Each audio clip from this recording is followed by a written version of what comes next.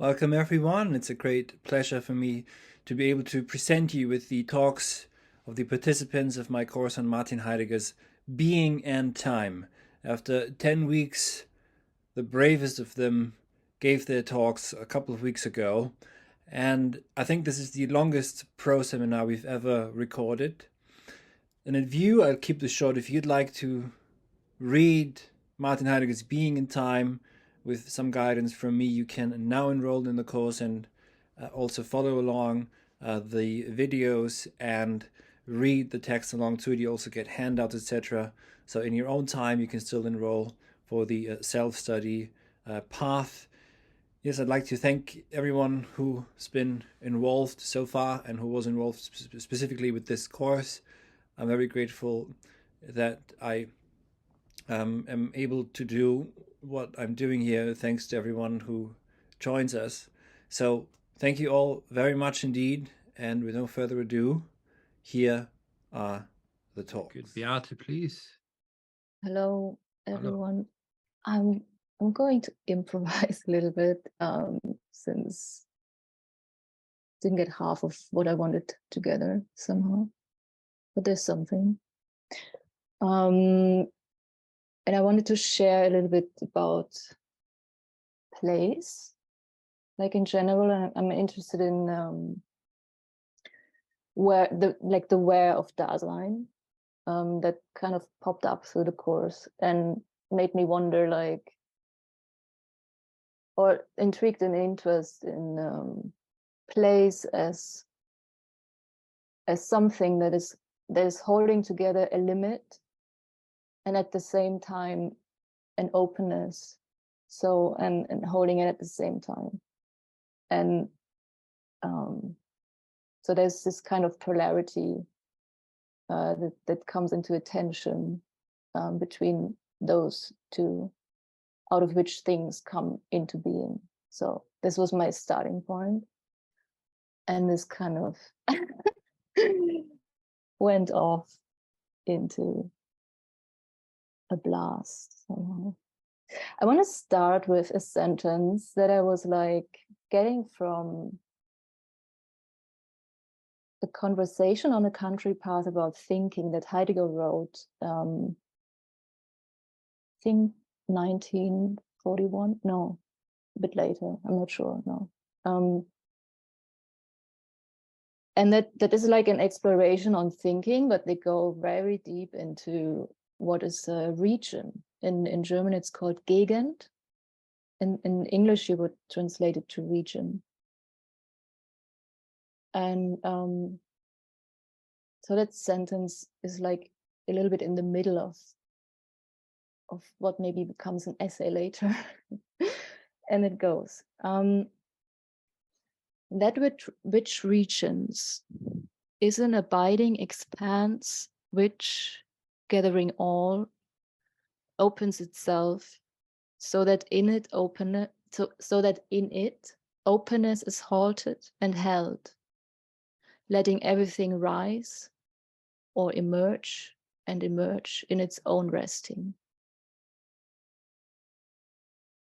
I could read it again. That which regions is an abiding expanse, which, gathering all, opens itself, so that in it openness is halted and held,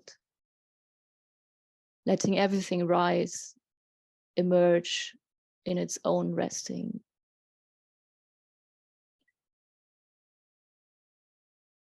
I was sharing that sentence with a friend of mine. We had a conversation about the decline of the German language. And she wanted, I was mentioning Heidegger, and she wanted to hear something of the language. So I sent her this sentence. She's not in any sense academic or in any, she's a very simple woman, but very much older than me. And she wrote back a week later the following: Dear, I am about to meditate with a sentence you sent me and a wonderful picture I have cut out from a calendar that is now in front of me.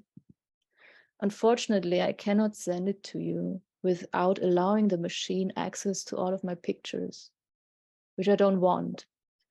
But I would like to try to describe it for you. It is so beautiful, and I'm not sure if I'm able to grasp it. So she recorded a voice message basically, and she spoke in a very slow, soft voice that was sinking into space, like letting deep silence linger between the words, as maybe only old age is capable of, in deep surrender and fully embedded in layers of life. She has to be like 60, I don't know.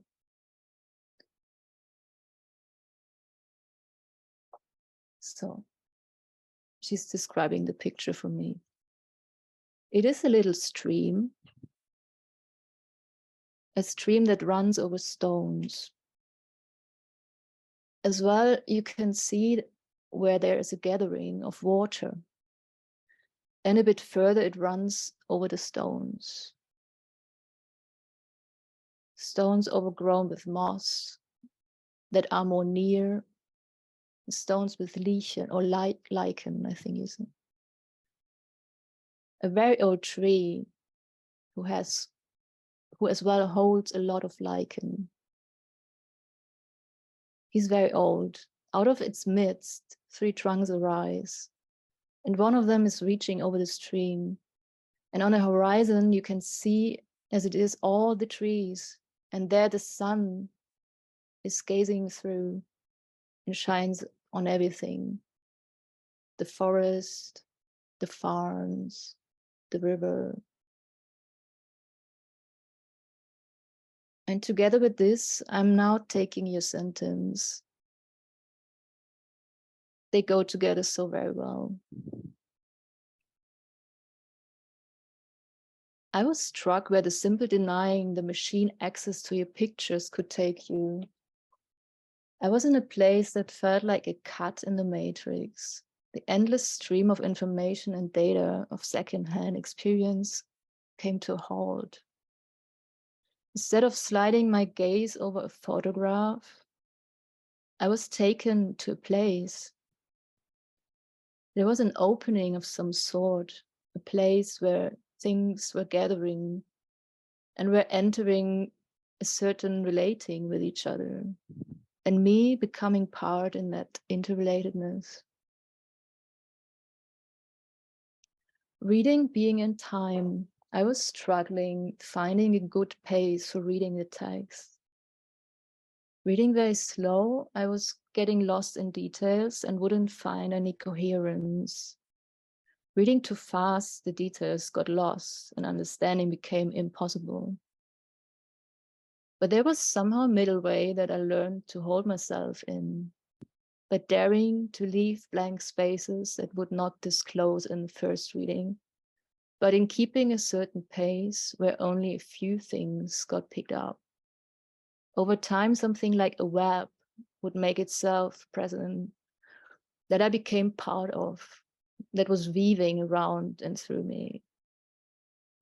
And as I was learning to hold myself in the pace, attuning to the web unfolding, the web actually started to hold me. I was more and more held by the web itself. Something started to come into being that grew alive of itself, a nervous system that held things in place and was giving shelter to the blank spaces. Over time, the different regions of the web would start to speak to each other in their own time. And in that and out of it, things would disclose themselves. It felt like something was at work in the text that was literally denying a reading that was merely cognitive and straightforward, that was pushing into a certain attuning of some sort, that would allow for holding an openness by daring and being able to stay in the not knowing, out of which, again, things would in their own time start together, to gather, and enter into certain relations with each other, arrange and rearrange in a constant being in motion, and in that constantly disclosing themselves.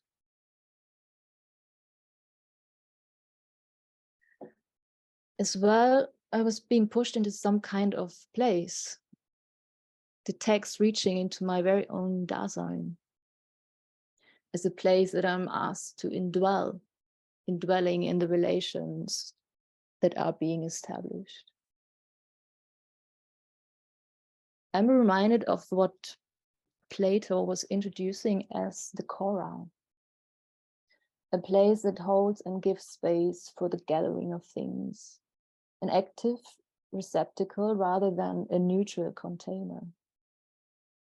In the gathering, certain qualities of a place come into being, so that which is gathering, which can never be abstracted from the things that gather.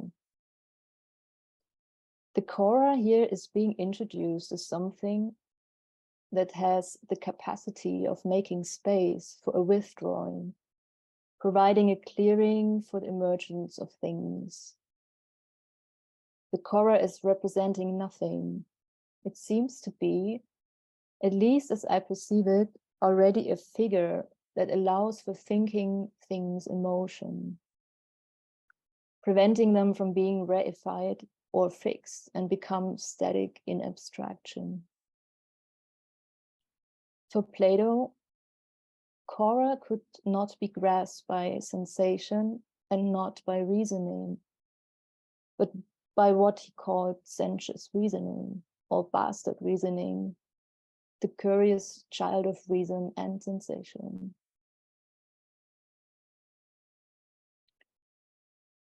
Heidegger somewhere is introducing a term in a similar regard that is suggesting a mode of holding oneself to that which is yet concealed and in the unknown. He calls it anticipation or ahnen in German. In his basic concepts from 1941, he writes, We are those concerned solely with attaining the ground and the relation to the ground, not with becoming acquainted with concepts as mere casings of representations. The relation to the ground is also already a knowing, even where it is a matter of essential anticipation.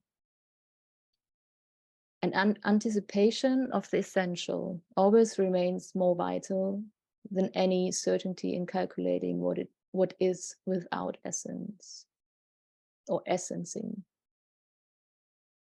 The word anticipation should show us the way to consider that what should be brought to knowing here cannot be produced or posited from us by our own choice arbitrarily. Anticipation means grasping something that comes upon us, whose coming has long held sway. That was Heidegger. I would like to repeat the sentence from the beginning again. That which regions is an abiding expanse which, gathering all, opens itself, so that in it openness is halted and held, letting everything rise, emerge in its own resting. What the figure of the region or Gegend is holding here is a limit of some sort, a place, so to say, that is a specific one, which allows for a gathering. And only by being a limit, it becomes a place for openness, to open in a way that allows things to disclose their very own being. The limit that becomes such a vital and central figure already in being in time is not the end, but the beginning of something. It is that from which things start their thinking, their essencing, their Wesen.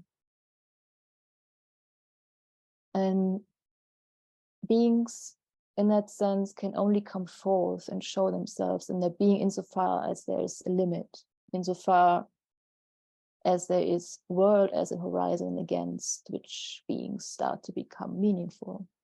It's in the spanning open that attention is created in that limit, so things can start to show. Thank you very much. That's for now. Excellent. Very, very good. Thank you very much. That sets us in a certain attunement, doesn't it?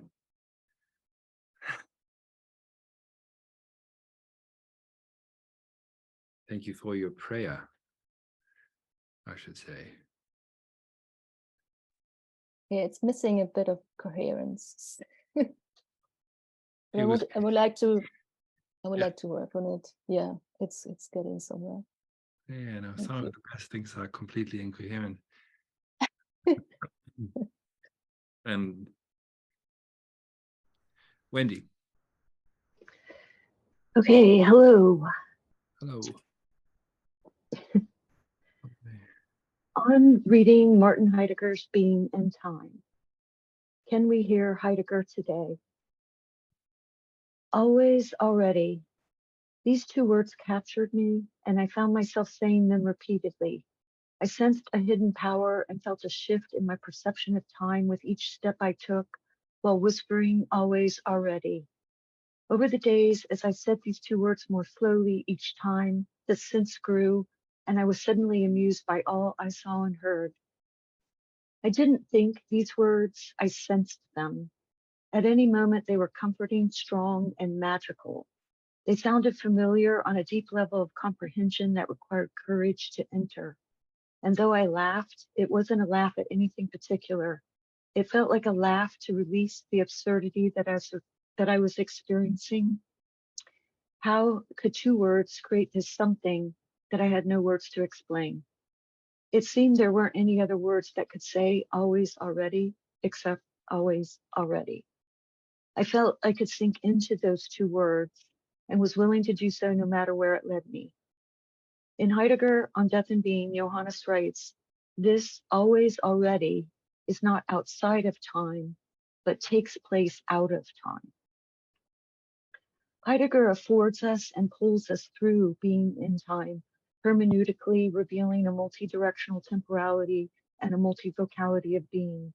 He uses formal indication to point us towards and to express slowly the being of being on a level that is neither static nor linear, and reveals being to us as finite, always already towards its open-ended possibilities. This enactment character, this stretching of the temporality of birth and death and everything in between, is not a concept. It is the exposing of a phenomenological, ontological being that conflicts us, causing us to question our familiar, known, linear thought. The temporal realm of possibility of being that Heidegger reveals to us causes a shift. It opens and discloses to us the complex magnificence of being as such. As Johannes writes in Heidegger on Death and Being, being is, and therefore it does not become a being. This can be expressed most pointedly by saying that being is a possibility. Heidegger brings into question the Cartesian subject-object dichotomy. This paradigm prevails in various manifestations today and has structured our thoughts through our language and our perception of who we are. What disrupts this linear thought is what Heidegger tells us and how we hear him. This creates a subtle conflict, but this conflict directs us to expose to ourselves, to open towards, to shift our understanding, to hear what Heidegger is saying. We are familiar with linear thought that presents itself, directing us to take the steps of starting, proceeding, and arriving at an arguable or substantiated conclusion. We are familiar with thinking of ourselves as predictable, by defending ourselves as rational, and having objective reasons for our behavior. We often express and explain our behavior with the understanding of what they do and how we are similar and like others. We are comforted in this knowing as we connect to our world and fall into the they because we care and want to belong. In Heidegger's lecture on phenomenological interpretations of Aristotle, he says, "It is clear that the understanding, even if indeterminate, though indeed fixed in its indicative tendency of the turn of speech, indicates, a situation. The progressing interpretation remains in the situation. Out of it, interpreting it, there arises for us the formally indicative definition of philosophy." Heidegger, through language, formally indicates enacting the movement of being thrown into a world always already unpredictable with circumstances we did not choose. Within this thrownness, moment by moment, we let ourselves absorb and accept, disclosing our ownmost possibilities, allowing for a path to appear out of and amidst a multi-temporal, equiprimordial presence that displaces itself out of itself continuously. In Being and Time, Heidegger tells us this letting itself comes towards itself in that distinctive possibility which it puts up with is the primordial phenomenon of the future as coming towards. Always already having been thrown in a continuous thrownness brings you back to yourself change, allowing for new possibilities to be realized. Johannes says in Heidegger on Death and Being, there is hence an immeasurable abundance of possible horizons in excess of themselves, limited and enabled by thrownness. Somewhere along my path, the thought human behavior is not predictable presented itself. Early concepts taught that the social sciences were not an exact science, but were conducted with the outcome of a predicted behavior within the margin of error. Statistical research can reveal multiple, often conflicting findings depending on the parameters developed. Because of this, we are inundated with research often misconstrued as exact science. This form of research is ontic at best and does not address our being as such. In Being and Time, Heidegger tells us, ontological inquiry is indeed more primordial, as over and against the ontical inquiry of the positive sciences, but it remains itself naive and opaque if in its researches into the being of entities, it fails to discuss the meaning of being in general, and even the ontological task of constructing a non-deductive genealogy of the different possible ways of being requires that we first come to an understanding of what we really mean by this expression being. That we are convinced we can be reduced to a predictability within the margin of error becomes apparent that convincing us so creates the possibility of the ownership of truth by those who predict. Heidegger, in his Zolliken seminars, tells us, therefore, if the science of the human being should meet basic requirements of modern science, then it would have to satisfy the principle of priority of method with the same meaning as the projection of predictability. The unavoidable result of such a science of the human being would be the technical construction of the human being as a machine. I found myself having conversations with Heidegger, often pausing because the words were saying something that to me seemed amazing, particularly when he addresses truth.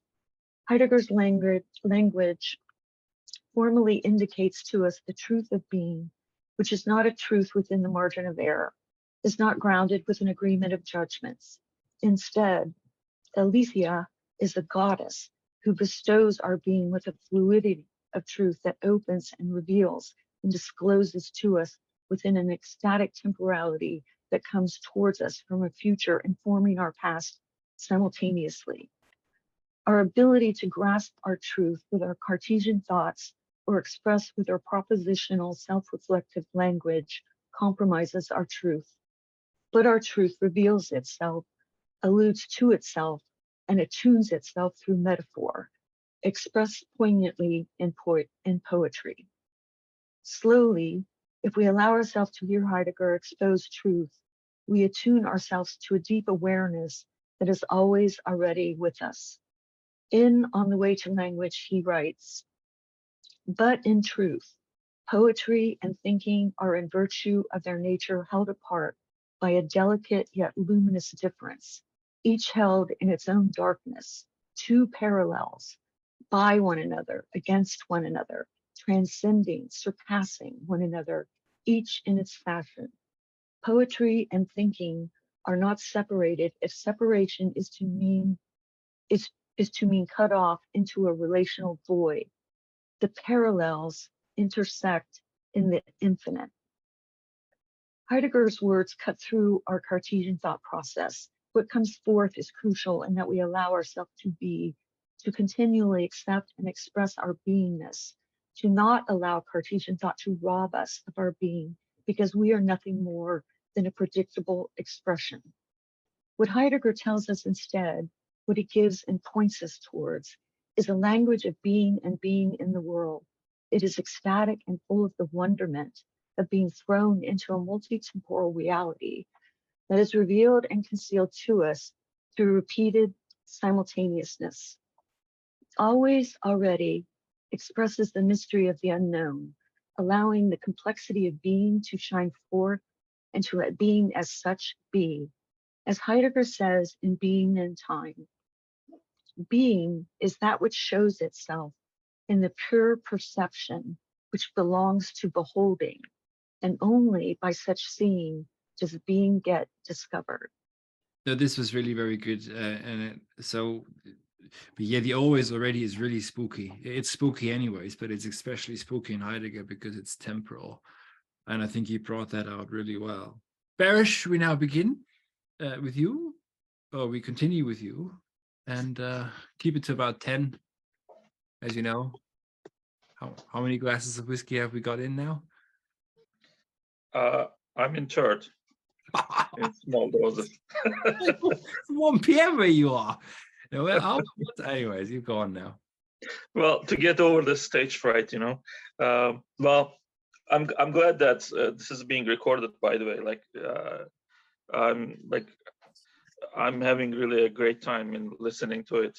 But it's just I need to go back to it again. Yeah. That's the thing. I think on Tuesday, before reading the introduction, I think I'll. You get 1 day off tomorrow, everyone, and then on Tuesday we go on. Okay. Yeah, we hate Mondays anyways. Yes, as workers. Yeah. Anyway, so I'm going to be talking about this destruction and phenomenology, and this is an introduction of a larger essay. That's what my plan is. I want to go. I want to dig deeper into destruction and phenomenology, and kind of find examples of destruction in Being and Time. So it's merely a start, but like your course, it's merely a start. Really, every course is a start. It just expands into its horizon. Anyway, I'll start. Heidegger, as he summarizes in the introduction section of Being and Time, confronts a task that philosophical tradition did not confront for 2,400 years. Heidegger asks, do we in our time have an answer to the question of what we really mean by the word being? And in astonishment, he responds, not at all.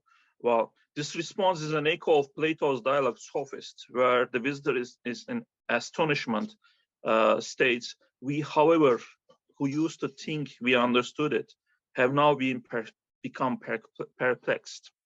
Heidegger, through this statement, highlights the aporia that will guide the Being and Time, and this seemingly obvious and yet perplexing being and its means are what Heidegger is after, as we all know.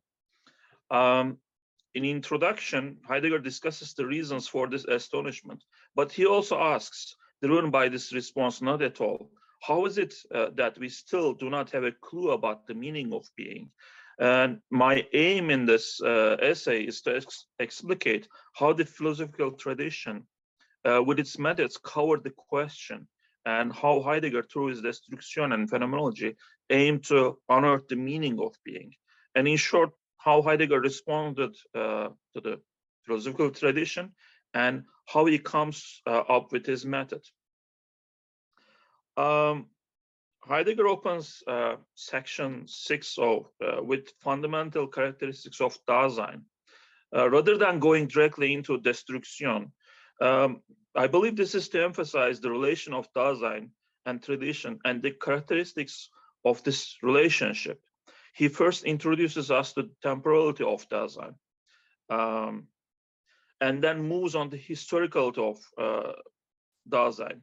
Due to this temporality, history is only possible in Dasein's temporality. Heidegger is preparing to bring his argument to his astonishment. Why did philosophical tradition forget the meaning of being? By laying out in broad strokes how throughout history tradition covered the primordial sources. So Heidegger is pointing to the way of the workings of the tradition as the reason that we have forgotten to be perplexed by the question, or forgot even the question itself. This concealment creates a distance between Dasein's interpretations and the elementary conditions, which would enable the connect with the tradition in a positive manner. So the tradition moves away from the question and astonishment. Being becomes self-evident, obvious, and yet obscure, and by time concealed. Classical Greek ontology, as the basis of philosophical tradition, continued to feed the tradition, but reduced to self-evident propositions. And early fragments of the Greek experience was buried under this tradition. Tradition thus never returned to interrogate being as it should. Heidegger here proposes destruction in order to enable the investigation to bypass the assumptions and presuppositions that the tradition has utilized so far. This hardened structure of tradition need to be loosened, he proposes. Destruction in a sense enables a renewal of the method, showing the method as phenomenology explicitly so that the world can present itself to us directly. Heidegger brings the positive side of destruction in this sense. It is not to bury the tradition, but to highlight the limits of it. Here I have a quote from Being and Time. The quote, "The destruction of the history of ontology is essentially bound up with the way the question of being is formulated, and it is possible only with such a formulation," close quote. So if the question of being was to be interrogated appropriately, it is essential to shake the ontic roots of the concepts that tradition has brought forward. Hence, proper formulation of the question of meaning of being, interrogating this meaning are dependent on the destruction. Destruction is also about rescuing what has been concealed in the tradition to bring the possibilities of concealed structures that have lost its power of elucidation. Heidegger thus points what is to be rescued from tradition. He states that the ancient way of interpreting the being of entities is oriented towards the world or nature in the widest sense, and that is indeed in terms of time. That its understanding of being is obtained. The time relation in being as contained in one word, usia, as presence, is what Heidegger points to as to be rescued. In a primordial sense, Heidegger points this relation as the source of being and time as book. So Dasein's temporality as captured in the original usage of the word in Greek, usia, as presence. Destruction has the task to loosen the hardened structure of tradition, as I have mentioned. Heidegger moves on to build his methodology on those loosened, recovered structures, which will serve as the guide of the book. Phenomenology, as the method, is retrieving the original experiences through hermeneutics. Section 7 of Heidegger's section 7 of the book is about Heidegger's usage of hermeneutics. Hermeneutics to unearth the method phenomenology he is after. In this section, Heidegger states that phenomenology is a word that is rooted in two Greek words, phainestai and logos. Phainestai means to bring to the light of the day, and Heidegger bridges this with taonta, entities. Entities as the totality of what lies in the light of day, or can be brought to the light of day, which is phenomena. So phenomena signifies that which shows itself in itself. There are multitude of ways this manifestation happens. While there is a positive sense of the word, which phenomena shows itself from itself, but also in the primitive case, phenomena may show itself as something which in itself it is not. This is semblance, Heidegger calls. And this regular signification and the privative signification are enabling each other. So only in the possibility of semblance does the phenomenon show itself in itself. So when phenomenon signifies semblance, the primordial signification is already included as that upon which the second signification is founded, Heidegger states. And then Heidegger arrives at the third signification of the phenomena of the word. And in this, phenomenon announces itself, meaning that it shows itself with an indication. Sickness shows itself with the fever in the body. So this is different than the previous significations. Here, appearance is not showing itself. Sickness shows itself through other fever. In section 7, Heidegger then moves on to the second part of the word, logos. And logos can be translated as, he states, reason, judgment, concept, definition, ground, or relationship. But Heidegger picks the primary source of the word, and he says, he points to the interpretation as going to the original as Dasein, man's being as that living thing whose being is essentially determined by the potentiality for discourse. Here I have a full sentence from Being and Time. Logos as discourse means rather the same as legoin, to make manifest what one is talking about in one's discourse.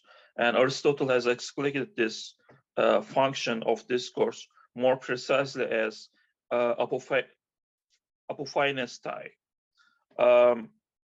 So in the above excerpt, Heidegger interprets logos as letting that which is talked about to be seen.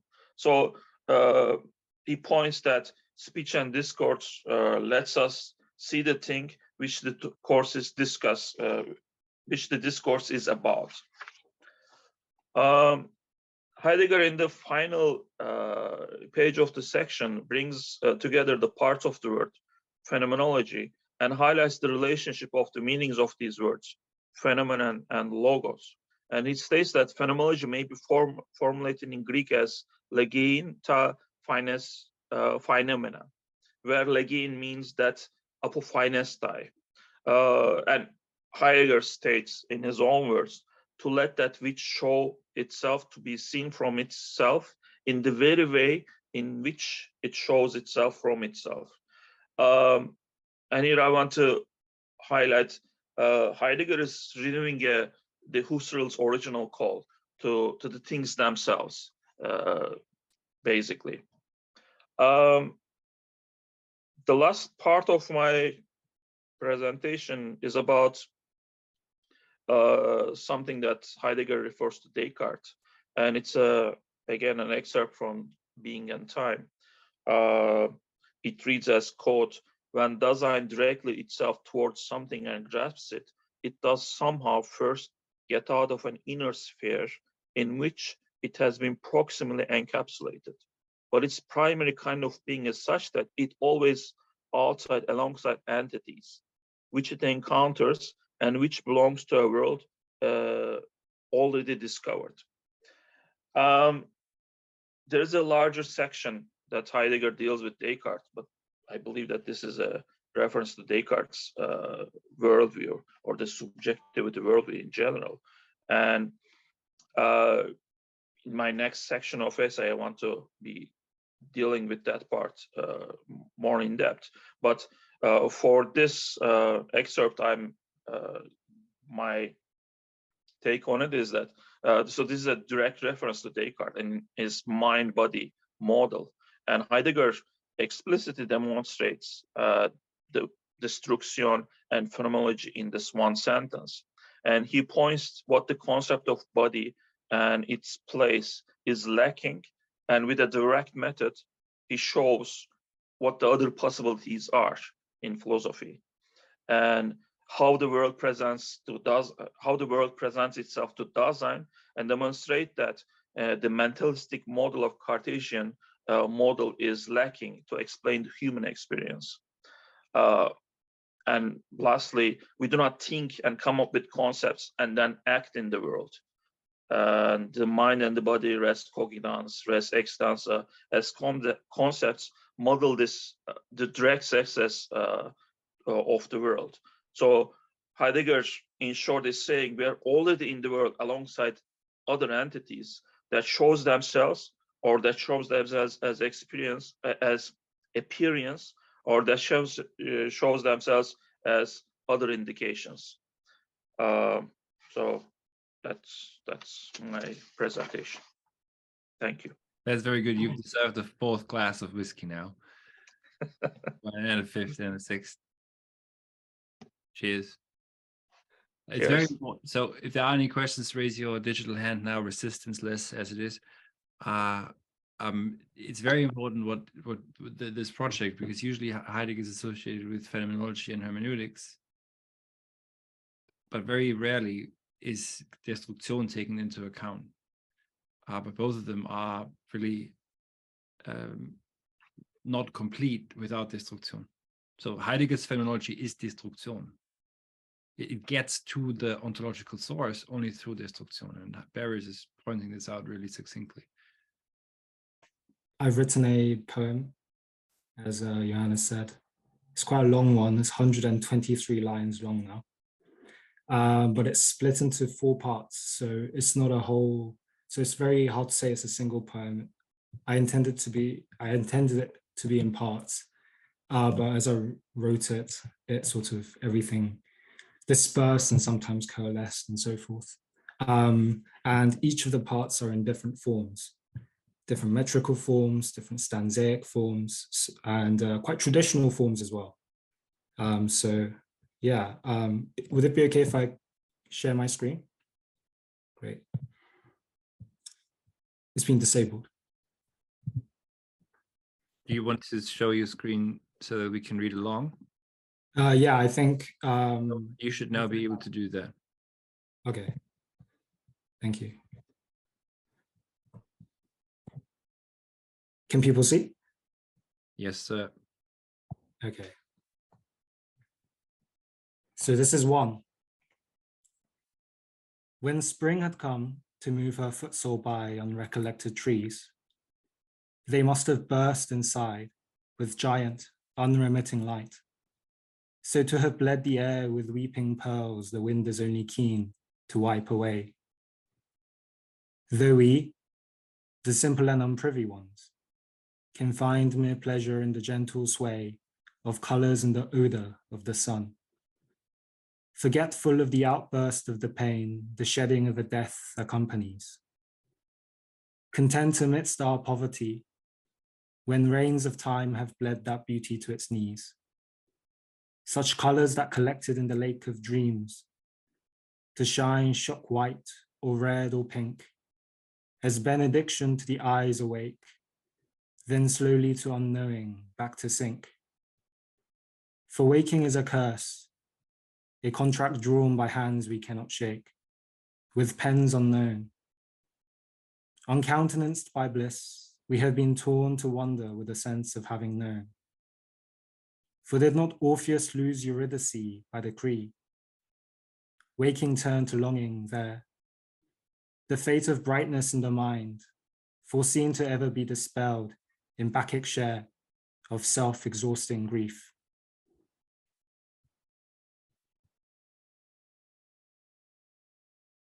Part 2. They call for passions that have lived always, that gather strength upon the dying lips of half-imagined men. And so the road is tread in myriad ways, by footfalls purblind and the moment's slip on mind's dissembling chain, submerging each one's heart into the moment's kiss of happiness. They miss the hurtling shadow of the coming dart. The blood and sinew has been stretched upon the marble weight of Michelangelo's thought, engendering artifice. The breath that ran the contours of that stone had tempests of a violent passion wrought to silent surfaces. In blindness David stands, in posture poised between a furor and release, a fusion that no blood could ever stand. A Buddhist coined a riddle of the face that shrouds the countenance before a birth. How little there's to say of one bestowed to us for waking days, unless an anger or a sunshot mirth suffuse the face with rays of concrete certainty. Yet thought would still exceed this life's entwining sheet to strip the veil from death's necessity.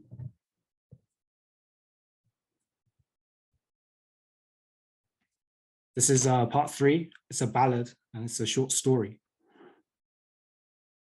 A darkness came over the land and turmoil churned the seas.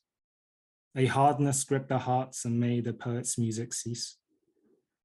A kindred few who dreamt the lights had gathered to ancestral hearths, and searching for the saving word would voyage distant paths. Towards the east they first set out, and golden Lao-tzu met, below the crags of diamond peaks that twisting winds beget. They sought from him the secret word, the peace of their land to restore, yet in their innocence could not wild, wildering winds ignore. Then journey they onto the west, the sunset's dying reach, through hyacinth fields all drooping low, to seek tall Plato's speech. They asked him for the flaming word, the light of their land to restore, yet in their purity could not fast withering blooms ignore. So back they trail their heavy way to their afflicted land. No saving word brought from afar, no wisdom made to hand. But as they tread the sullen coast, a silver flash appears. A dolphin tears a shadowed sea and dancing disappears. Their eyes set fast upon that sea, their feet stopped on the path, for all had thought that they had heard ecstatic waters laugh.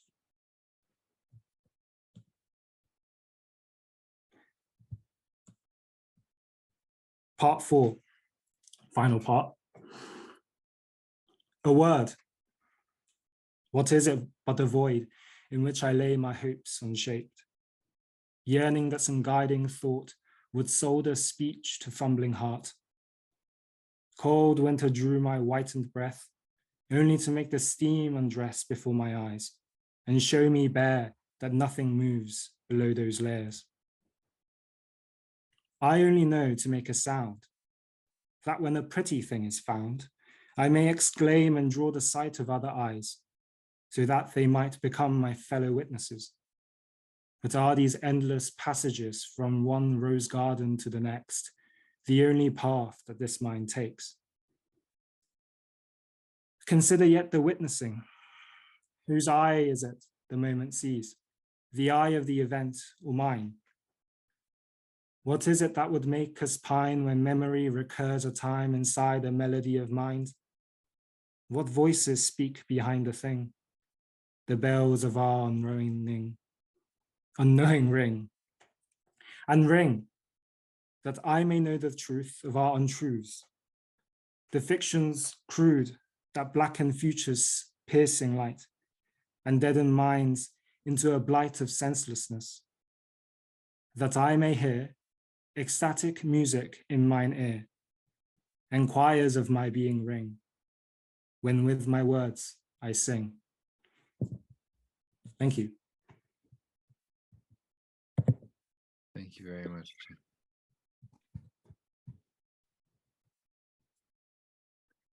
I don't know how you do it.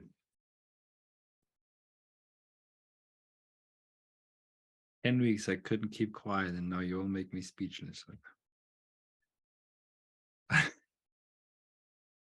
Thank you very much, Chin. Thank you. I'm looking forward to your first collected poems. Very far away. Well, still, I feel like I have something to look forward to, right? It's on the horizon, isn't it? The horizon. Yeah. Excellent. Okay, Gabriel and Ravi, James, Nathan. Yeah. Gabriel in Malta, a knight of the order. Hello. My presentation is kind of similar to Barris's presentation, actually. It focuses mostly on the introduction. The title is Sophistry and the Burial of the Possibility of Thought on the first pages of Being and Time. So, as is now well known, Heidegger's Being and Time opens with a quote from Plato's Sophist, where Heidegger quotes from passage 244a to b from Plato's text, which reads thus: "For manifestly, you have long been aware of what you mean when you use the expression being. We, however, who used to think we understood it, have now become perplexed. However, according to Heidegger, we nowadays, unlike the visitor and the interlocutors of Plato's dialogue who are faced with an aporia, as they realize that all of their presuppositions about being have collapsed upon closer investigation, are not at all perplexed at our inability to understand the expression being, largely due to the seemingly obvious nature of the question of being. As a consequence of this, quote, this question has today been forgotten, as Heidegger states in the opening lines of the introduction, and, I think, more problematically so, the possibility of such a question raising itself before our horizons has also been buried over. This is made evident by Heidegger, who, in the introduction, once again quotes from Plato's Sophist, stating that we, quote, have been exempted from the exertions of a newly rekindled gigantomachia peritesousias, where the possibility of battling and tearing through the question of being, in order to release it from the bonds of a tranquilized familiarity, has also been steeped over by tradition and our particularly fixed frame of mind, which cannot discern the difference between being and beings. In line with François Dastur, who states that in order to understand the central problem of being and time, one must turn to the first pages of that book. In this brief presentation and through an analysis of Plato's dialogue, I will argue that the first pages of Being and Time are crucial in setting the tone for the entire text. Furthermore, I will investigate how the devices of the sophists, representative of the antagonists to thought in Plato's project, have also led to the obfuscation of the question of being. To return back to the opening page of Being and Time, one notices that the very first word of the book is delon, which in English is translated as obvious or evident. This word delon, I think, is what the entirety of Heidegger's text is arming itself against and warns us to be wary of, as it is this very obviousness of the question of being and what it means to be that has led us to abandon all efforts into a rigorous investigation of this crucial concept. This is essentially the problem of familiarity, which Heidegger, as well as some of his predecessors such as Hegel, have pointed out, who speak about the difficulty of being lying in its familiarity, where the concept of being is so close to us that we take it as self-evident, rather than acknowledging the fact that what is closest to us is in fact the most difficult to see and thus the remotest of all. I think it is this obviousness that ultimately underlies the three prejudices of being which Heidegger speaks of in the introduction, where he speaks of being as 1, the most universal concept, 2, indefinable, and 3, as self-evident. Furthermore, I feel as if all three prejudices are in a way glued together by the latter point of self-evidence, where it is indefinable because it is apparently always within our grasp, such that one can spend days talking about it, and it simultaneously manifests itself as the most universal concept because we think that being is what we are, i.e. being. And the idea that we always already know what being is precisely why we do not subject it to scrutiny. This is why, in a lecture course preceding Being and Time dedicated to Plato's Sophist, Heidegger says that, quote, the foundations have become obvious.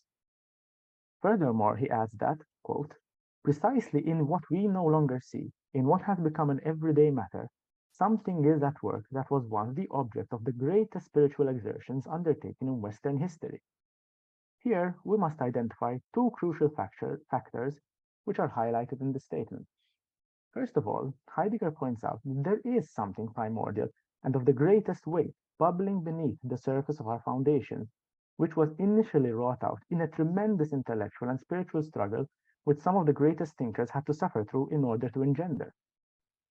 Secondly, he notes how this tremendous struggle has been leveled down into something of virtually minute considerations as it is warped into something so seemingly self-evident and which everyone understands. This is where I would like to first introduce the tension between philosophers and sophists throughout the tradition, where the former are representative of the first point and the latter of the second point. And though Heidegger speaks of crucial moments in the history of Occidental thought, which have led to the forgetting of the question of being, chiefly marked by Aristotle, Descartes, and Kant, I would personally argue that it is not so much the philosophers themselves who have led to the obfuscation of the question, but rather the long line of sophists stretching from Plato's time to our own, which has led to such a phenomenon. This is personally why I think that, from amongst all of Plato's dialogues, Heidegger chose to dedicate an entire lecture course and quote from Plato's dialogue The Sophist, not only because it is a dialogue devoted to an exploration of being, as other Platonic dialogues, such as the Parmenides and the Philebus, also investigate being to an extraordinary extent and perhaps even more thoroughly. Rather, it is because, as Paul Mentor, one of Heidegger's teachers, points out in his study on the Sophist, quote, "It is the question of seeming, but not being, that is really the basic question of the Sophist, in which all other themes of the dialogue finally come together.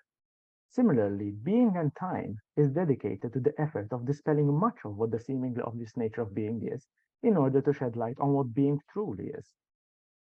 Now, to turn to Plato's text more directly, the Sophist is a dialogue which is split into two predominant halves. The first half dealing explicitly with the nature of the Sophist, while the second half deals explicitly with how the tradition has understood being and an effort to articulate Plato's own understanding of the concept. However, the concepts are in fact intertwined, where an investigation of being also takes place in the first half, whilst an investigation of the Sophist also takes place in the second half of the dialogue.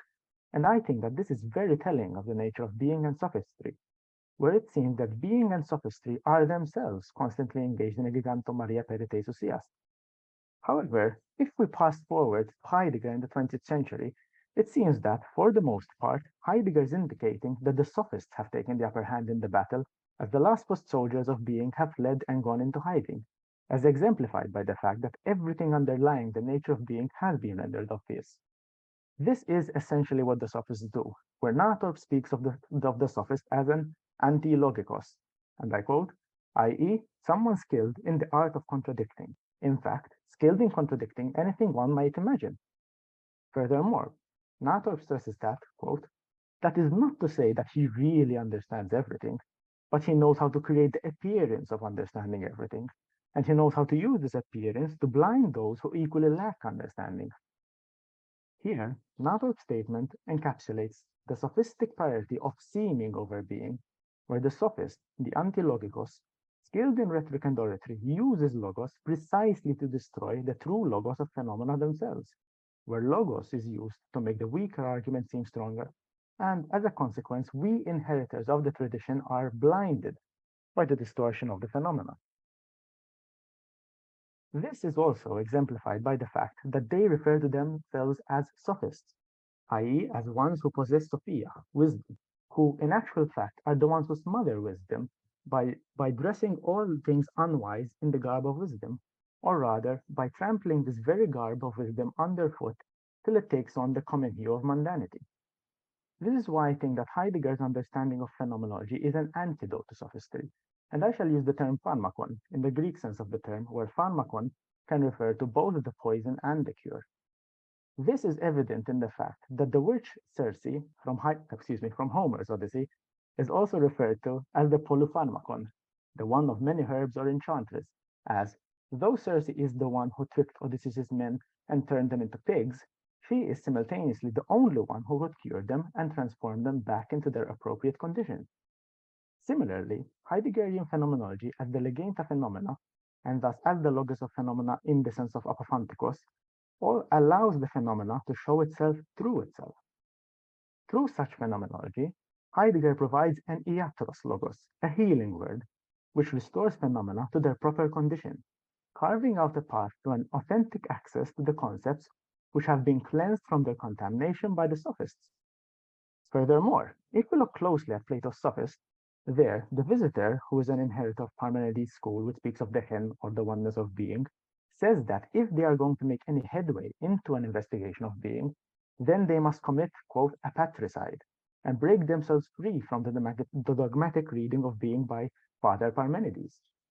Similarly, I see Heidegger committing patricide in a way through his notion of destruction, where he suspends as many presuppositions about being which have encrusted themselves upon the tradition in order to see things which had been distorted through eons of sophistry, and which may have been overlooked by the philosophers themselves. This is how he arrives at such groundbreaking strides in his philosophy, such as when he understands being as care as opposed to the tradition, with its exhausted readings of being as presence, anima rational, etc.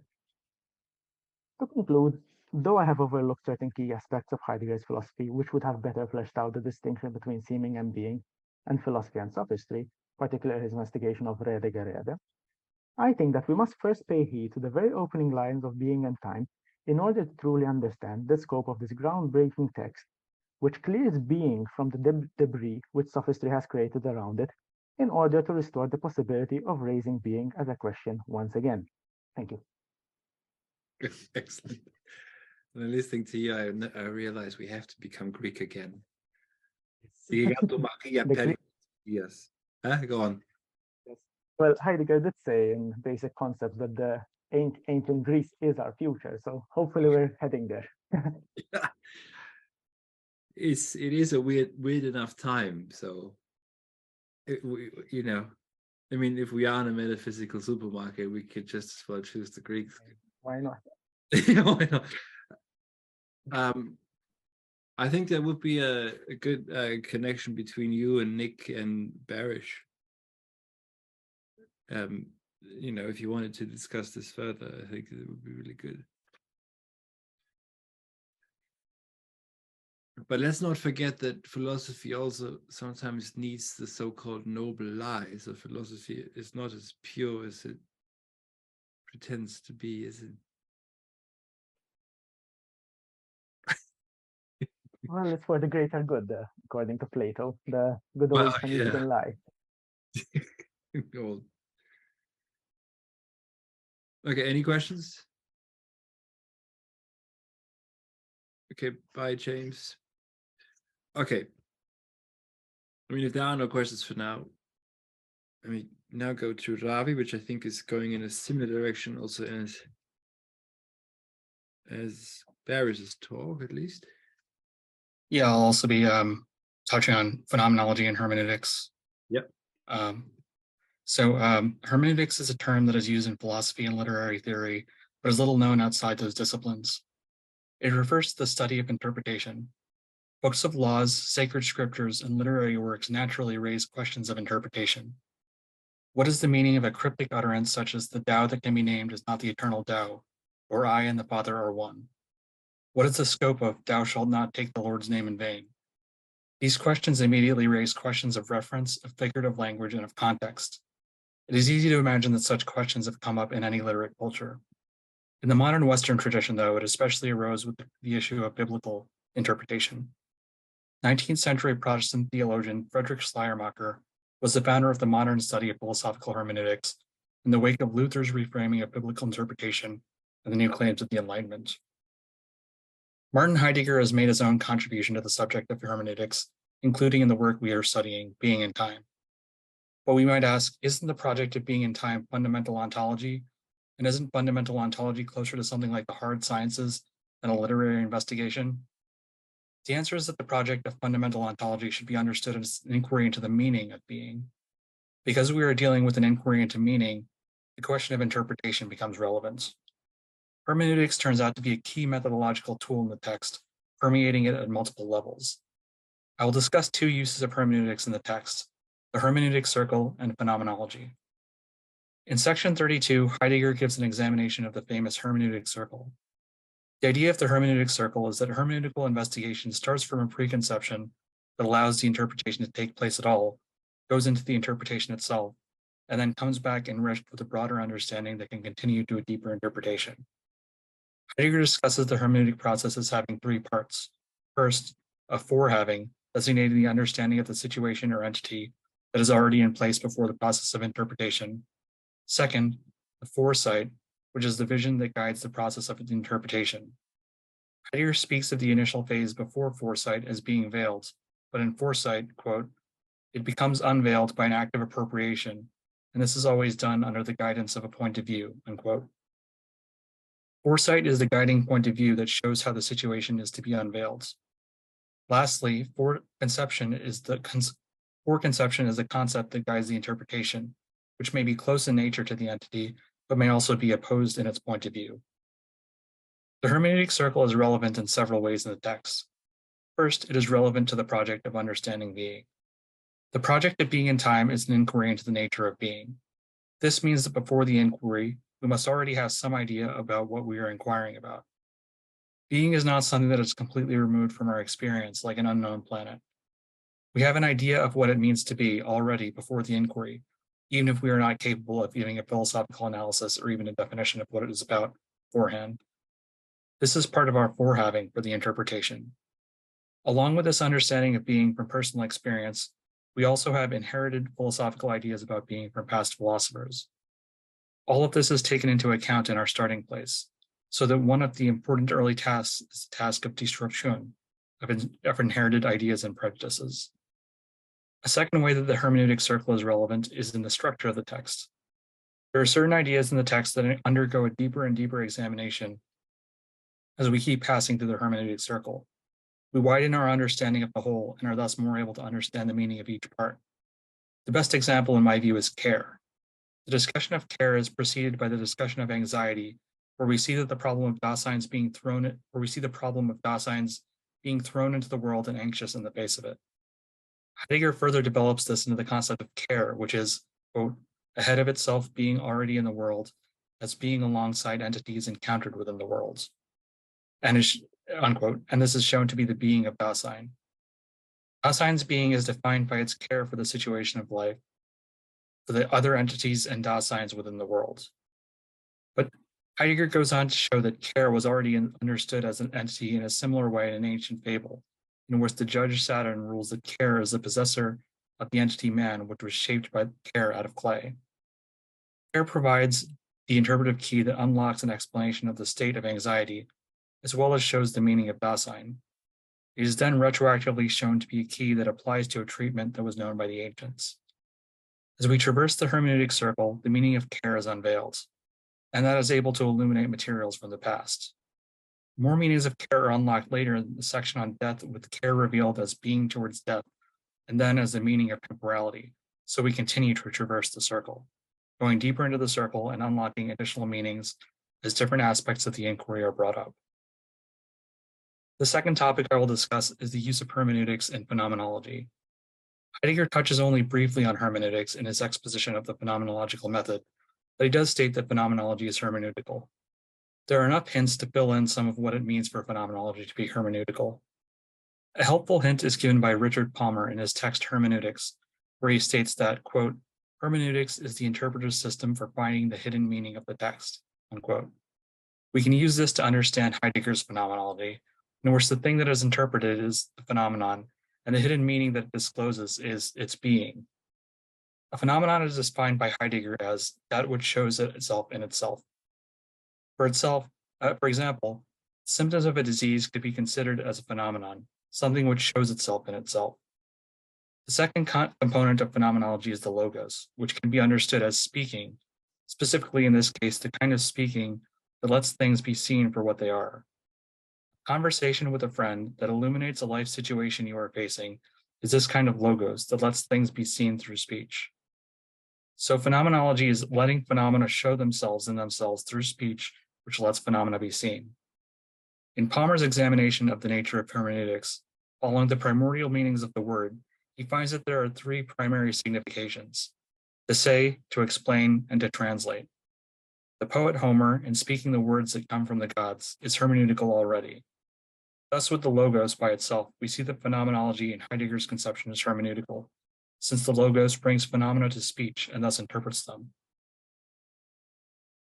But Heidegger intends not merely to interpret phenomena for any purpose, but to interpret them with regards to their being. That is his hermeneutic, his method of finding hidden meaning. I will quote an extended passage from Being and Time which illuminates this. What is it that phenomenology is to let us see? Manifestly, it is something that proximally and for the most part does not show itself at all. It is something that lies hidden, in contrast to that which proximally and for the most part does show itself. But at the same time, it is something that belongs to what thus shows itself, and it belongs to it so essentially as to constitute its meaning and its ground. Yet that which remains hidden, in an egregious sense, is not just this entity or that, but rather the being of entities, unquote. Phenomenology is the methodological tool that lets the being of entities be understood, and hermeneutics is the key sub-methodology that lets this understanding happen through the process of interpretation. More generally, hermeneutics is a key method used throughout the text that still doesn't rise to the foreground. An open question for critical investigation may be whether Heidegger is able to reconcile hermeneutics with the aspiration to the scientific character of phenomenology, as he states that, quote, phenomenology is the science of the being of entities. Furthermore, a work of fundamental ontology by its nature needs to be as rigorous as science or more. One reading of an impasse that philosophy is at is that it's a debate whether hermeneutics or science is prior. Materialists argue that hermeneutics has no bearing on fundamental ontology, whereas hermeneuticists might argue that science itself is hermeneutical, and thus hermeneutics is prior to science. While I believe that Being and Time does make a contribution to fundamental ontology, it's unclear whether it provides a solid foundation for hermeneutics that resolves this debate. We should perhaps see Being and Time as a successful application of hermeneutical techniques, rather than as a solution to the debate between science and hermeneutics. And that concludes my presentation. Very good, thank you. I could see the connection with destruction, etc. But if there are any questions, and or comments.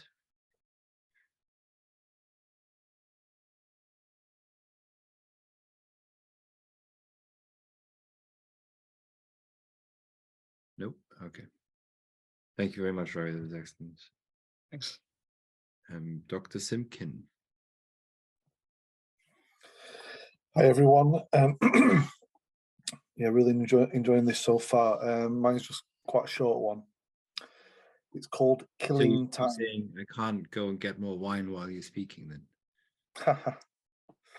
Okay, go on. Yeah, you have a beer? I do. Good. I do, as ever. Cheers. Cheers. Yeah, so this one's called Killing Time. As something possible, death is supposed to show as little as possible of its possibility, writes Heidegger in Being and Time. Yet what happens if the moment of our death is fully revealed to us, such as through capital punishment?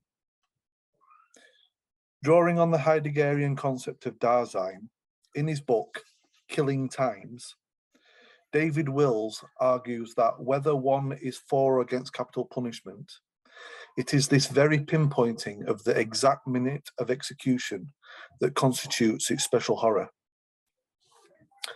This is because, whereas for Heidegger, realizing the finitude and brevity of life makes us behave towards it with an attitude of care, for Wills, the pinpointing of the moment of death through execution, quote, means that the lived nows of the condemned person's everyday existence no longer function as moments in which death is possible and which potentialize being. Instead, those lived nows come to constitute dead instants of non-being that restrict or imprison a condemned person in a time devoid of, vacated by life, end quote. Wills then goes on to expand this argument, applying it to drone warfare. Because the potential target of a drone strike is unaware of the exact time of impact, or that they may even be a target at all, death becomes doubly concealed. to quote Wells.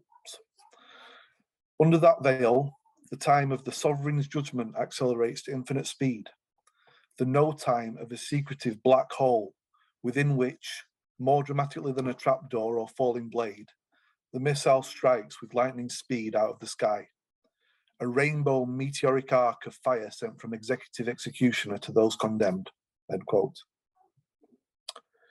In both cases, whether death is pumped into the blood through lethal injection or rains down from above through precision strike, the effect is still the same from a Heideggerian point of view, where the violent curtailment of ecstatic time with its life-giving being towards death and its replacement with a technologized death date is, to quote Wills, to infect the time of life with the now of death.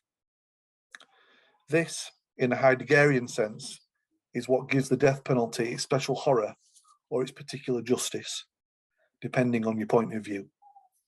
That's it. Yeah, thank you. We shouldn't forget the murderer, though, who also deems himself the one who is supposed to wield the power of death. Yeah, the technification of death, Heidegger has a few things to say on in the Bremen talks in 1949. Are there any questions, remarks? Maybe it might be a good idea if you actually do want to say something, you raise your hand straight already during the talk. So Nathan, yeah.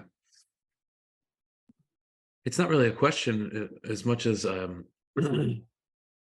was really struck by the idea that when the moment of death itself becomes certain by giving it a date and time, how that dramatically that dramatically impacts the nature of the way that I guess that death is talked about in the existential sense, at least in the text, because that inevitable yet uncertain element that kind of gives death its existential significance in that sense is removed. So I guess it's an interesting question as to what is the Dasein like character of one who is expecting instead of awaiting death. So interesting. Steve.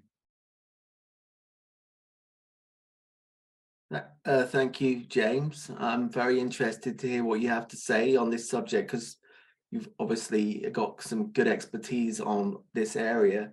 What do you think, just touching back to Beata's talk a little bit, these drones can be delivered at a distance in a planetary way, should we say? What bearing does that have on death from a Heideggerian perspective? Insofar as it seems to be like there's no boundary to how these executions happen. It seems to take the there-ness or the where-ness out of the equation, because anybody can be pinpointed from anywhere. So it seems to be, yeah, it's kind of placeless. Do you have any thoughts on that? Yeah, well, I think that that particular line from Heidegger, you know, the annihilation of distance brings no nearness. I think that explains so much. In the modern world, you know, we can view through a camera from a drone anywhere on the world, on Earth, in real time. Yet we are capable of, you know, vaporizing people in high resolution, HD, and that makes things a lot easier. And maybe that sort of reduction of the person to a little 3x3 box or whatever on a screen makes that easier. That would be my thought from that. That quote from Heidegger does a lot of heavy lifting for me.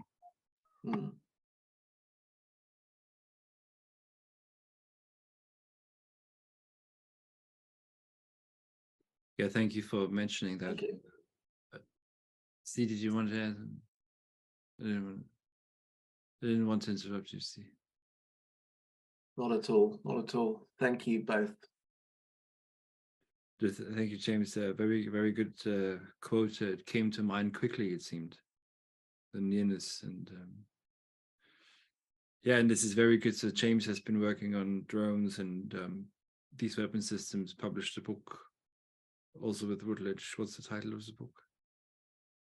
It's Labour's ballistic missile defence policy between the UK and the US. It's about.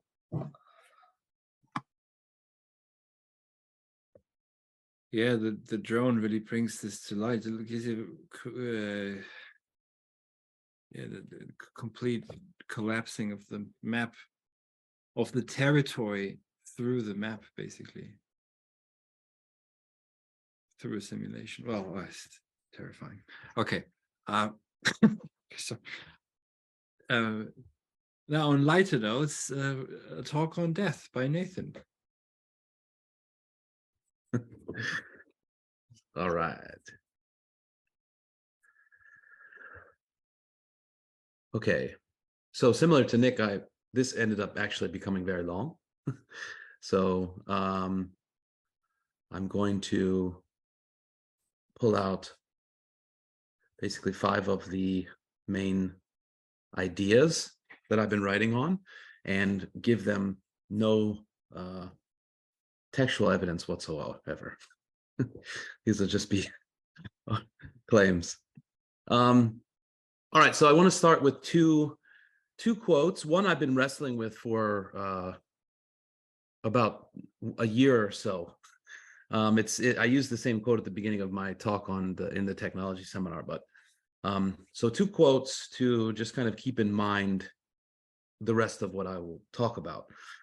In the letter on humanism, Heidegger says that to accomplish means to unfold something into the fullness of its essence, to lead it forth into this fullness, producier. Therefore, only what already is can really be accomplished. And I found this quote from, I don't know whether Michelangelo said it this way or not, but it's more the idea, right? He said, the sculpture is already complete within the marble block before I start my work. It's already there. I just have to chisel away the superfluous material. So in this short talk, I claim, not argue, that being in time is the enactment of the accomplishment in this sense of Dasein. It leads Dasein into its own as what it always already was. And reading the text, when done properly, allows for a kind of thinking that is a techne in the primordial sense, right? A kind of chipping away at what Dasein is not, in such a way that what is revealed or disclosed by the analytic of Dasein is an unfolding or a leading forth of the Dasein within the reader into its essence as the ecstatic, negatived, and as such finite Da, or clearing of Sein, being itself.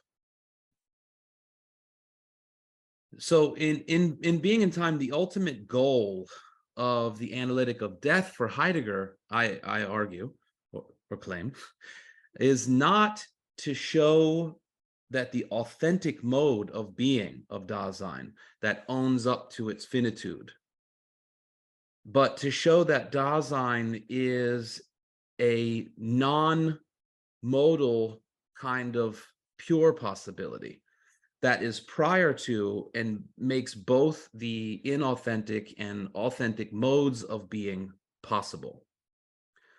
Heidegger says, quote, as possibility, death gives Dasein nothing to be actualized and nothing which itself could be as something actual. It's the possibility of the impossibility of every mode of behavior toward, every way of existing. And in my mind, this reading refutes any argument that the second division of being in time or being in time is some sort of existentialism. And by showing through the analytic of death and being in time that Dasein and being are pure possibility, in their ground, Heidegger puts to death the traditional metaphysical interpretation of being and the human being as anything that's present at hand or ready to hand entity. So the accomplishment of Dasein then on this reading is not just its coming into its own as authentic, anticipatory, resolute Dasein, right? Wrenching itself free from the being lost in the public way of interpreting itself and open to finite freedom, right? This kind of reciprocal limitation of both birth and death, right? Being thrown open into the world, but is a deeper existential ontological accomplishment of Dasein that is enacted in the text and reveals what Dasein most primordially is as the Da of Sein, right? The site or place in which being itself unfolds, comes to presence and withdraws. And this allows for an understanding of death as the consolidation of all possibilities, right? Or the gathering or a gathering of all possibilities such that it's not a horizon in the sense of a background for any understanding of beings, but the very condition for the possibility or that which enables any and all horizons of possibilities to emerge, right? Death is, in this sense, the ground for somebody mentioned earlier, the spanning open of world to emerge. And lastly, with the accomplishment of Dasein as such, right? Not just the authentic ownership, ownedness that is revealed there, but Dasein as such in its totality. What is most primordial, what it most primordially is pure possibility. With the accomplishment of Dasein as such, what is most primordially is a pure possibility. Being as such also begins to emerge or shine through the analytic. And as such, I would argue that already in being in time, right, the analytic of Dasein, in which the Da-Sein as such and being as such emerge as pure non-actualizable possibility, is the moment in which what is known as the turn in Heidegger actually begins. And as being as such begins to shine forth, in the text itself, Dasein begins to withdraw into the background. And time, after the chapter on death, time as such shows up as the background or the meaning on which beings can emerge. So in the chapters of ecstatic temporality, in the text itself undergoes a kind of performative transformation with us as the Dasein begins to withdraw and the language itself becomes this kind of performative temporal unfolding of being and time itself. And this is, as far as I can tell, this is the moment in which Heidegger, the later Heidegger is actually anticipated. So in the turn, in the turn, Heidegger is then the movement from approaching being through Dasein, right? So the Dasein as the revealing of truth, or the disclosedness of being, and later Heidegger, the truth of being, or the disclosure of being, reveals itself through Dasein. And it's this thinking of the kind of reciprocal movement, if we think of the Da and the Sein, right? It's kind of coming at it from different directions. And that's the sense in which I think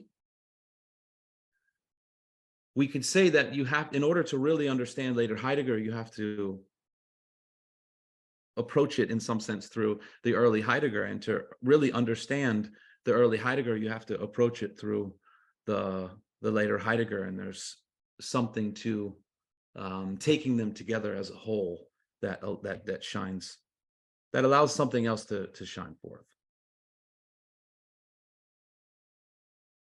And that is the completion of my talk. Thanks. Excellent. I think again, Ravi and Nathan and Barish and Nick, I think it's all going in and Wendy also with formal indication that is going in this very methodological, phenomenological direction, which I think would be very fruitful if you had either individually or maybe as a group, because you're all pointing to something similar. James.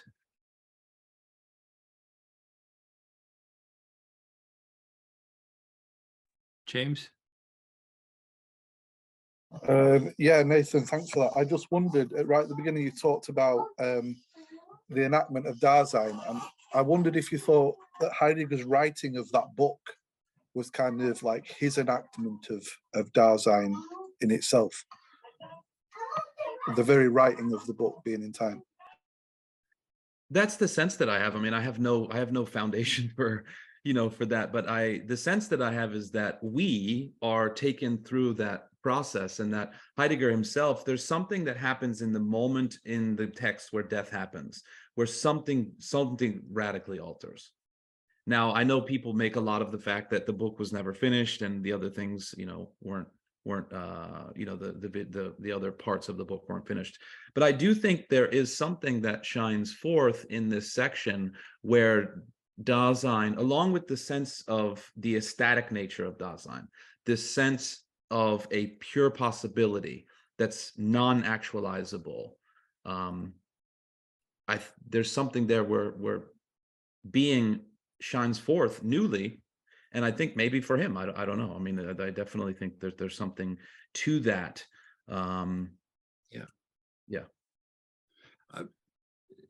I don't want to. By the way, James, Nate asked for the title of your book, so please put it in the chat. Just very briefly on early Heidegger reception in Germany. One example would be Cardinal Lehmann, whose doctorate thesis is about 2,000 pages long. So it gives you an idea of the depth of the project. Anyone who can read German, I would highly recommend to get a copy of it, as long as it's still available. He wrote his PhD in, I think, the 1960s. And at that time, and also for someone like Friedrich Wilhelm von Hermann, who was the private secretary of Heidegger and then became professor, had a special chair in his name at the University of Freiburg in honor of his work on Heidegger. For them, it's very clear that being in time is the first self-investigation of Dasein. So that's in the early German reception is very clear on this and very conscious and aware of that. I think it begins to wane in translation, because Dasein is ultimately does not have meaning in English, and there still is no translation for it, at least not one that's been accepted, and there is no word for it. So maybe that's an issue, and that has led to just pure Heidegger, in terms of reception, has led to all these different confusions about, as you mentioned, the book wasn't finished, and there's endless debates about that, as if it, ultimately, who cares? And also the distinction between Heidegger 1 and Heidegger 2, which was made in such a way that there seemed to be a complete break, even though when Heidegger speaks of die Kehre, the turn, which is Heidegger's own notion, he actually speaks of being, of Ereignis. He speaks of technology. He never speaks of his own thinking. He never speaks of, this is where I now turn. But it's in thinking itself that something all of a sudden overturns. So it may have to do, I don't know, with maybe just being too far away from the original text. It's just in terms of years, or maybe just also because of language. Okay, so this is on Badlands, Vanishing Horizon Line. When his doctoral thesis on the concept of world in Heidegger, Kierkegaard, and Wittgenstein was rejected by Gilbert Ryle, Terence Malick, already triumphant over the universal bias against those resembling Gomer Pyle, attended the self-same American Film Institute, gestational of David Lynch's squabhood anxiety, and the Quentin Tarantino quipidemic that neither pleases through its form or serves as a means to the beautiful, yet still we can't stop marveling at. Discoursing upon that which showed itself in itself of Charles Starkweather and his adolescent bride, Caroline Fugate, while remorsing upon his brother's suicide, Malick's debut proclaims what's been lost, who's been left behind, and what we might attempt, restrained by what we're allowed to be. Kit is a trash collector by trade, battalion against the solar surpluses reclaimable in the culture rubble, throwing away items of no to low utility, revealing how even the outsider can only seek emancipation from materialism in refuse materials. Much as turning one's back on the they involves turning one's back in the way that they have always turned their backs. A character of never dwelling anywhere, curiosity is everywhere and nowhere for Kit, whose horizon is informed by the same outlaw possibilities the film frame presents those of us landlocked out of the American scheme. Now alienated from dreaming even our own dreams, our horizon is the rearward leaking retrotronic echo wave of a celluloid reference point from still real 1973. If this is tragicomic, it is the tragedy of every distance not neared, and the comedy of separation signified by the apophthegmatical as even Shakespeare's circumstantial question, to be or not to be, has been made meaningless as the words know thyself appearing on every toilet calendar. If this is merely idol worship, then maybe our post-ontological preoccupation with technoscience makes us like Holly, like young women in love, choosing the horizon of the most trigger-happy person we've ever known as our own.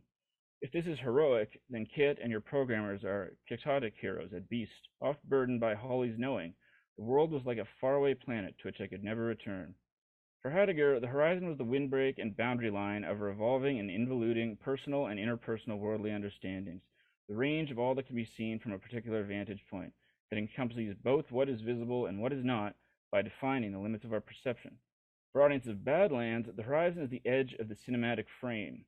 Yet for the bathroom breakaway civilization in the intermissionary lines at the Tarkovsky time sculpture, just moments after our pupils are ever briefly dilated to the concupiscent lightning look, after our ears are attenuated to the birding cry, we're told to realign our senses and pound back the postmodernly bettered popcorn under cruel fluorescent lights, toiled to prefer our effervescent sprites to the vanishing horizon line of manifest destiny's rebel yell. Okay, here's a little poem to break things up.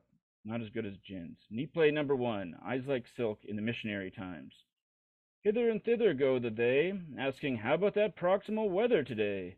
Dissevering the right to wither away in a referential totality, intuited formally, unless, if else, a posteriori, participling as phosphorus particles in the participation mystique of a world at any time, we have to wonder a why, we're never here but yonder. So too does Holly's father glass over the primordial by painting a billboard of farmland fresh and clean as Einstein on the beach's narratological vice, aching to get some wind for the sailboat, as opposed to waiting on some wind for the sailboat. As he McVeighs the color scheme of his aberration in the heartland of the real, farmland lies in the passive tension of the eternally ready at hand. Through an open panel in the simulacrum, by camera obscura, in the geist station of the cross-cut march of time, Malick creates a clearing for the earth, neglected by the lusty eye, yet still entwined with mortals, air, and sky. Like Shakespeare's own centrifugal question subsumed into Looney Tunes, Kit stands in the space before the whole, where he is ever briefly derlets the man to occupy the real and the virtual, quite so seamlessly. Bergson believed the virtual to be the continuous realm of possibility and imagination that contains all possibilities, thus relegating the real to the enduring, if tiresome, realm of repetitive action and actuality. There's even the delusion that the virtual not only immanentizes the actual world, but is more real than it. In the reel of film, however, Malick, a man called to abandon the mystic weird games of worldly philosophy, inoculates against the virulent nihilism of virtuality with a holy sign that reconceals these ideas under the matter and memory foam mattress where they belong. To do so, a virtuoso must shoot in 35mm to regard ontically and factually that which is first and closest to us. So too must Kit shoot Holly's father with his 22mm Sentinel revolver to resist being kept under lock and keens. Taking measure for measure, we should be so feral as to kill the quip shit inanition in the hauntological prophet models of Ant-Man 11, Ants in My Ella Enchants, that pan-glass over the living inheritance of our cinematic memory. But what to do, wonders DJ Spooky, how to get there, where to find the meta-creative saving power constricted by the tech-exponential crunch of frame rate compression that numbs the farmer in the city on the ruin from algorithms and framing us in an affliction from after the law. A manhunt ensues for young criminals who are only tiles detached from a roof by the wind, falling randomly. Kit's mercantile approach is to treat his pistol like a magic wand for getting what he wants. This posturing is futile as Gilbert Ryle's penisolate war in the natural world. When he can't catch fish with a net, he relies on this artifact of untamed western lands used only as a control mechanism by Kip's commodified time, a time so wieldily uncommodified compared to our own contemporary time. Turns out you cannot shoot techno-capital like you were in a gunfight at the OK Corral. You can only be incorporated into it with a carpe diem and desist ardor. All Kit can do is attempt, and even attempting prompts us towards temptation, as every young summer of love gives rise to the angels and demons, stomping skulls at Altamont, a speedway that commodifies the progress accident while offering not the least concrete shelter from the storm. As Kit is framed in a fashion where his outstretched arms are even with the horizon, we're outstretching our arms in Kit's rebellious fusion. The novelists knew that philosophy is really a homesickness, an urge to be at home everywhere. Movies are pain sigh for the world we can't quaint grow on a painted sign. And so, like Bob Dylan learning to every moment face his death, we're still looking to the titles of Gregory Pictures that await the narrator of Brownsville Girl in uncertain states, still looking to westerns like The Big Country rather than to Westworld for a home outside the carceral, quantum, computational mindscape to come.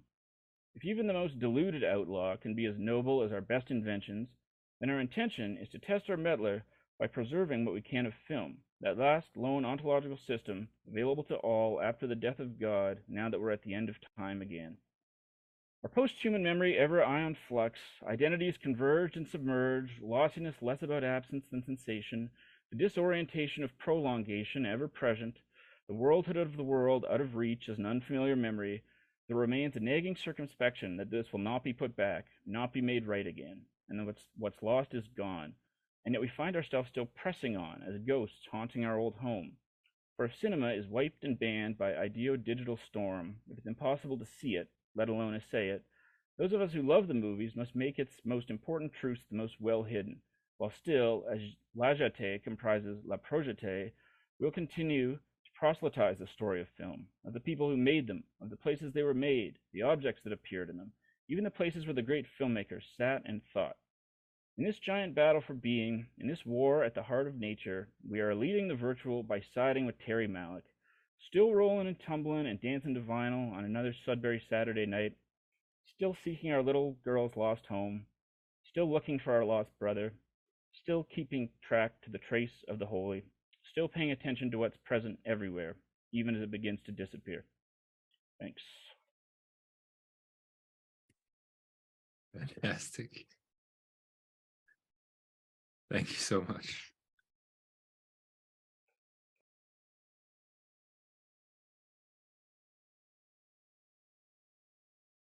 Yeah. Wow. This one.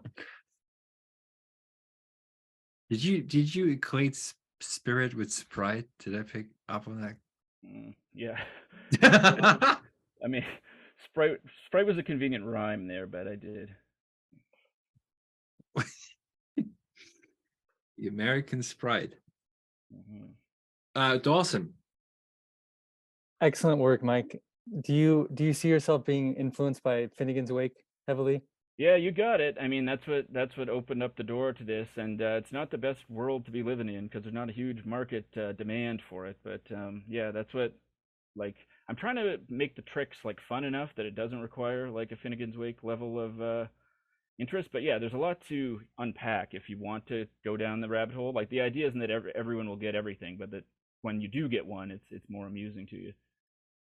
And that you can actually pick up, as it were, the artifacts upon repeated visits as well, so that it's never complete the first read. And it's like the notion of waking from your slumber as you as you read Finnegan's Wake, so you get the references later on. And if you perform it, if you recite it, you catch more as well, so that gives it more longevity, I think, if it's a work that has to be recited by the author like yourself. So wonderful.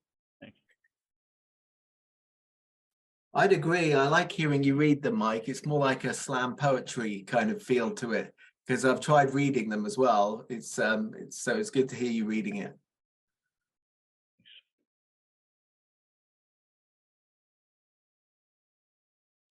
Just very briefly, it reminded me. I don't know if you know him. You're much more complex than he is. Max G. Morton. This was published by Heartworm Press, which is Wes Isold from, I don't know if you will know them.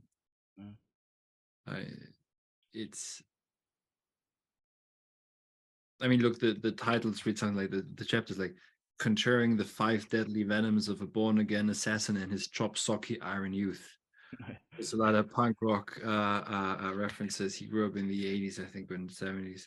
A direct-to-video portrayal of suburban life featuring a teenage Klansman, a crack baby count, and an autistic weatherman. So that's the title of it. It's really intense, but so there is a market. Let's say there are people who do this stuff. I found this in New York City about 15 years ago. Yeah, excellent. So there are no more than, yeah, it is a bit like William Burroughs, isn't it? But it's better. I don't know. It's better than Bukowski also. So I think at least that's just my opinion. I would say, yeah, Burroughs and Bukowski are the underbelly, and they get nauseating after a long period of time, in my opinion. But in small doses, wonderful.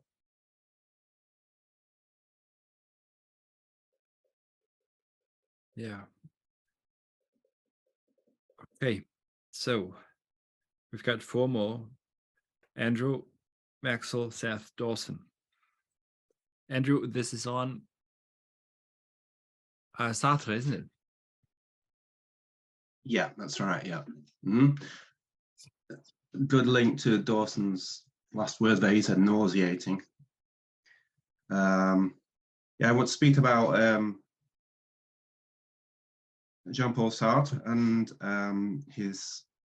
he was influenced by Heidegger in his writing right from the beginning, but eventually Heidegger came out and said that two philosophies were incompatible. So I want to look into why he said that, why that was the case today. So I want to start looking at this book. See it, which is Nausea by Jean-Paul Sartre. I want to use that as an example. As a philosophy is a philosophical novel, which formed the base of his later writing. So a bit of background to that. Jean-Paul Sartre in 1933, 6 years after Being in Time was published, he took up a position at the Institut Français in Berlin, where he was teaching French, but his main, his motivation for taking the post, for going there, was to study Heidegger and Husserl. So after he'd been in Berlin for a year, he returned to France, to Le Havre, and there he started writing his book, Nausea, La Nausea, which is based on the thought of Heidegger, supposedly. Okay, so brief synopsis of the novel. The main protagonist is something called Rokan Tan, who appears to be Sartre's alter ego. Rokan Tan has just returned from 6 years in Indochina, where he was working on an archaeological project, which ends really with him staring at a statue and finding the statue absurd, and he doesn't know why he's just spent the last 6 years in Indochina. It seems absurd to him. So Rokan Tan then returns to France to write a book on the assassination of the Russian Tsar. I'm not sure it's a doctoral thesis. I think it's a book. It's just a book, a novel he's supposed to be writing. As the book goes on, he keeps trying to write his history of the assassination attempt on the Russian Tsar, but he's reading his sources and he can't actually draw any objective conclusions about the history. So the idea of time, Heidegger's concept of time, is present throughout the book. He appears to come to the conclusion that it's impossible to write an objective history. All history is subjective. But rather than, for instance, like Heidegger's Destruction, going back and finding something more valuable in the Western tradition, the historical tradition, he just seems to dismiss it altogether. Maybe we're looking here more at something like deconstruction rather than Destruction. So yeah, just as an example of the concept of time, I mean, there's time, it's written as a diary, and there are start of the entries, there are times, and it's clear that his concept of time is very muddled. He's waking up in the middle of the night, he has no routine. But it's clearly Heideggerian. If we, for instance, look on page 53 of the book, he starts a paragraph saying, "I see the future." He's looking out the window, so he's looking at the present, but he says, "I see the future." It's there, posited in the road. It's barely more pale than the present. Then he goes on saying, do I see, he's looking at a woman in the street, do I see her gestures or do I foresee her gestures? I can't tell if it's any longer, I can't distinguish the present from the future, and yet it endures. So, yeah, this is clearly a Heideggerian concept of time, or an attempt at it. So the key scenes in the book, there are two key scenes which appear to express his philosophy. First of all, at the start of the book, in his autobiography, he relates how before he went to Germany, before he resolved to go and study Heidegger, he was sitting in a bar in Paris, staring at his beer glass and saying, "I would like to find out more about philosophy, but I don't want to know about things like metaphysics, airy-fairy things. I want to look at something like this." And he pointed to his beer glass. "I want to know what philosophers think about this." But no philosopher has done it. And somebody said to him, "Yes, there is someone. He's called Martin Heidegger. He's a German guy." Sartre could speak German because his grandfather was a German teacher, and his grandfather, who had raised him, ensured that he learned German too. His father was absent, so his grandfather basically raised him. So then he went to, he went to Germany. And the book actually, well, doesn't open, but the first major scene in this book is him staring at his beer glass on page 23, and he's saying, "I can see a beer glass. It's got a handle. It's got a crest on it. I know all that. I can see it. I can see the objective beer glass, but I know there's something else. Almost nothing. But I can't explain what it is I can see to anybody. There it is. I'm sliding softly to the bottom of the water towards the fear." So you can see the beer glass as something which can be measured, something which has been manufactured. The Vorstellende, Herstellende Gesellschaft, the producing, manufacturing society. And as a result of him being alienated by this beer glass, the physics of it, so to speak, the presence at hand of the beer glass, he also feels alienated from his fellow men here. He says, I'm alone in the middle of these voices. He's in the bar, but he says he's alone in the bar, apart from the others. He has no relation to them. They're all happy and reasonable. All these guys spend their time explaining, reciting, have a very good mood. There's just me on my own. So he's alienated. So that's his first, so to speak, phenomenological experience. The book carries on. Not a lot happens in the book. It's a philosophical novel. So it's a lot of what's going on in his head. But his next phenomenological experience is on page 187. He's in a park staring at a chestnut tree. And this is a contrast to presence at hand. He looks down at the tree and he's staring at the roots of the tree. And he says, he looks at the roots of the tree and says, I was the roots of the chestnut tree.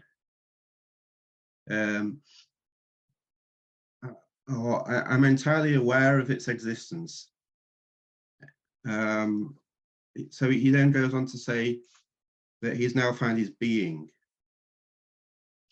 The chestnut tree is revealed to him in contrast to the beer glass, with its form, its sinewy form, that this is the truth, so to speak, is the unconcealing of the true nature of being.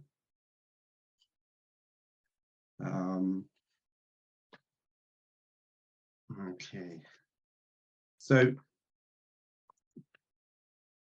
he then goes on. Not a lot happens after that either, but he does suggest that he is then reconciled with his fellow man, so to speak, through this phenomenological experience of seeing the root of the tree, and he has his own truth, he has his own being, he's discovered the being, and so he's reconciled with the other people. However, it's not very convincing that he is really reconciled with the other people. And of course, a famous statement by Sartre later, in one of his later plays, was hell is other people, l'enfer c'est les autres. So he still seems to have this problem with the rest of society. He did go on to qualify this saying, hell is other people, by saying he didn't mean all other people were hell. He just meant certain people were hell. So the implication would be people you don't really have anything in common with are hell. Okay. So if we now move on to being and time and look at Heidegger's writings on others, the other. In 26, section 26 of Being on Time, Heidegger also speaks about the others initially. He actually connects with Sartre's idea of the other. He says in, what's the title of 26?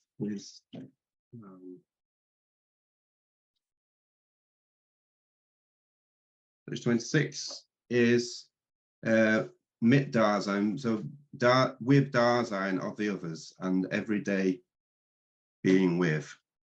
He then talks about this and says the others here does not mean everybody other than myself, rather it is the others from whom you do not differ. So here Heidegger is talking, he does talk about Sartre's idea of the other, and he says it's also part of Mitsein, of being with. So that's what Sartre picked up on. However, in the next section, in 27, that's the section about das Man, the they. He then, of course, goes on to talk about das Man, which is clearly different from Sartre's idea of the other. He explains how in caring what you do with, for, and against the others in section 27, there is always the worry about the difference from the others, even if this expresses itself in attempts to get rid of the difference. So there's always, it's impossible to get rid of all the differences to the others. There is always going to be das Man, the they self, people who you have nothing in common with, that you just sat on the public transport with, or at the theatre with, next to you. This distance, this Abständigkeit, as he calls it, is a sort of dictatorship, Heidegger says, over the self. But it sounds very negative, but he also, of course, goes on to say that this is a very positive thing. In italics on page 129 of the German, in section 27, he says, the they is an existential and as an original phenomenon belongs to the positive composition of Dasein. So he doesn't mean in a negative way, it provides a break for us, for human beings. It's something to be welcomed. Towards the end of 130, he goes into further detail about this.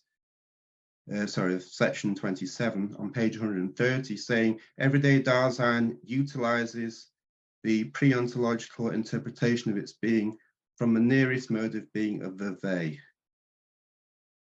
The interpretation understands Dasein from out of the world and finds it as inner-worldly being, meaning of the being of which these subjects are understood. So the meaning of being is only in relation to Dasein, whereas in Sartre's book, he actually doesn't even get to Dasein. He formulated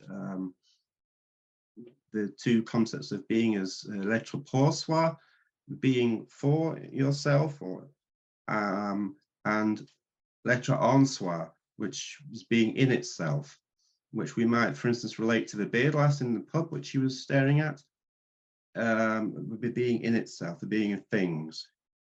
And then the being for itself, for yourself, is when he was looking at the oak tree, the chestnut tree, the roots of the chestnut tree. Heidegger says that the meaning, Sinn, of being can only be understood through Dasein. So his concept of being really is completely contrary to Heidegger's, or it doesn't overlap. There's no link between the être pour soi, the being for yourself, and the être en soi, the being in itself. The link between the two is Dasein. So it's no wonder with this concept of this ontology, this concept of being, a complete lack of Dasein. Dasein doesn't really come up in the book at all. That he has no way of escaping from the subject or overcoming the subject-object dichotomy. Heidegger goes on at the end of 27 to say, because this arising in the world, the world phenomenon itself is skipped. Being present takes its place. So in only seeing the beer glass, he's actually skipped Dasein. He's actually not seen the Das Man. The Das Man arises as a necessity. It's deliberate. authentic self-being does not rely on an exceptional state of the subject, but is an existential modification of the they, as an essential existential. Dasein is an essential part of Dasein. It's an essential existential because it's there so that we can launch our ontological quest, according to Heidegger.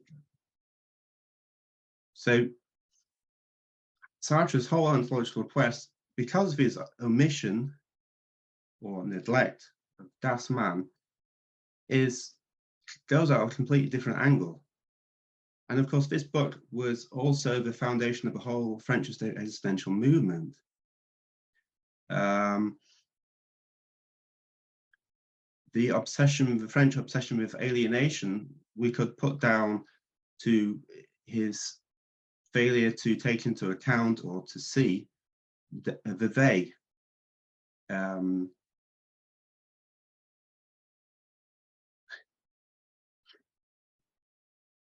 So also, he goes on later to talk about in being in nothingness. He replaces time with nothingness, which seems to me is a lot less positive than Heidegger, really. Although he tries to talk about nothingness in a positive way, it's not really very life affirming. In fact, it seems his philosophy condemns people to solipsism in a way, except people you have things in common with, like-minded individuals. In that respect, it's no real surprise that his lifelong partner was another philosopher, because his only way of connecting to other people was people you have a lot in common with. She was an existential philosopher as well. So, yeah, essentially, I think he missed out on the main point of Heidegger Dasein, which is the key part of the book. Exported this really to obviously the French-speaking world, but also Sartre was very popular in the English-speaking world. And when I was young, for instance, I did French A-level, and we read 4 texts, and one was Camus, one was Sartre. So existentialism was huge at that point. I can remember also bands like The Cure were very popular when I was young. They always used to draw on Sartre and alienation and everything. There was no real knowledge of Heidegger. It was all about Sartre and Camus. So by launching this partial interpretation of Heidegger, they launched a completely different ontology into the French and the English-speaking world. And in France, there were almost like rock stars in the 50s, Sartre and Camus. When Sartre died, a woman threw herself onto his coffin. Expression. Well, I know it's an expression of being towards death, I suppose, but it was like Jimi Hendrix or something. So, oh boy, yeah. Thanks. That's very good. I mean, it's very good that you pointed that it leads to completely different ontologies. That it isn't just an ontology meaning, getting to different conclusions about the meaning of being. And I think the title of this essay should be "The French Obsession with Alienation." That's what I'd like to see. But it's just me. Dawson, thank you. Yes, Andrew, I appreciate you highlighting the differences with Sartre's reading of Heidegger, because he brings in, as it were, French Marxism. I think that's really what pervades his thought and the revolutionary aesthetic. And so the alienation is always underpinning his understanding of others and the world, so that it creates this dilemma for him, which always is a quarrel with the other person, and there's no resolution. It seems it's sort of like the sectarianism comes out, and if you're not with his group, then you're against him. It's really just thesis antithesis in the way that they read it. There's no like way of reconciliation there, and that's the problem I have with his work. Even though I admire his work, it doesn't leave a lot of reconciliation. Yeah, definitely.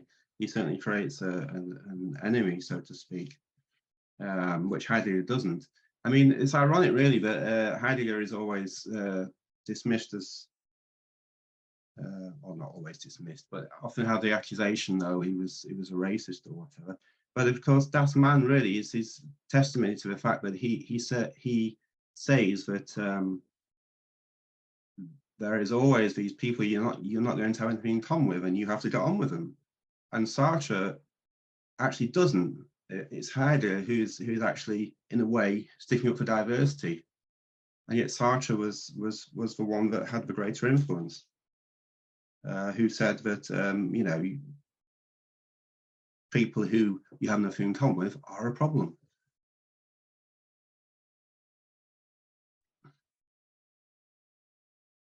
That was excellent. Thank you very much, Andrew. Now, Mr. Molina, on the Earth, the American Earth. The American Earth and well, the American Rift. I wasn't able to find America. What I look like? You look like a Jedi or something. Very. Oh, really? Yeah. I don't know. Go on. Yeah, no. So I wasn't able to find America. It's, you know, all that I found was just Europe's tombstone. I think there's in a series of just miscarriages. But so just in general, I think I really delved into the idea of the rift and then how it relates to civilizations, I guess. So it's way I just have a few thoughts, not anything really comprehensive. So in The Origin of the Work of Art, Heidegger talks about the rift between earth and world, and then earth is that which is self-secluding and holds the world. And I mean, in terms of kind of it's I think it's analogous to Dasein's relationship with death, and that just as death, through its unavailability, it gifts the openness of our horizon, and earth, through its withdrawal, allows the world to open up. So the work of art is and the work of art is special in that it radicalizes and makes the rift apparent by setting forth the earth in such a way that it appears as earth, and then by contrast shows the world as world. I think so. The idea of within the world, the way that I originally understood it is by thinking about a sculpture and a stone sculpture, and then thinking of the earthly character as kind of, you know, the grain, for example, the grain of like the material, and then, you know, as that is concealed or withdraws, then the form of the sculpture appears and is sort of held by that earth, you know, as the material.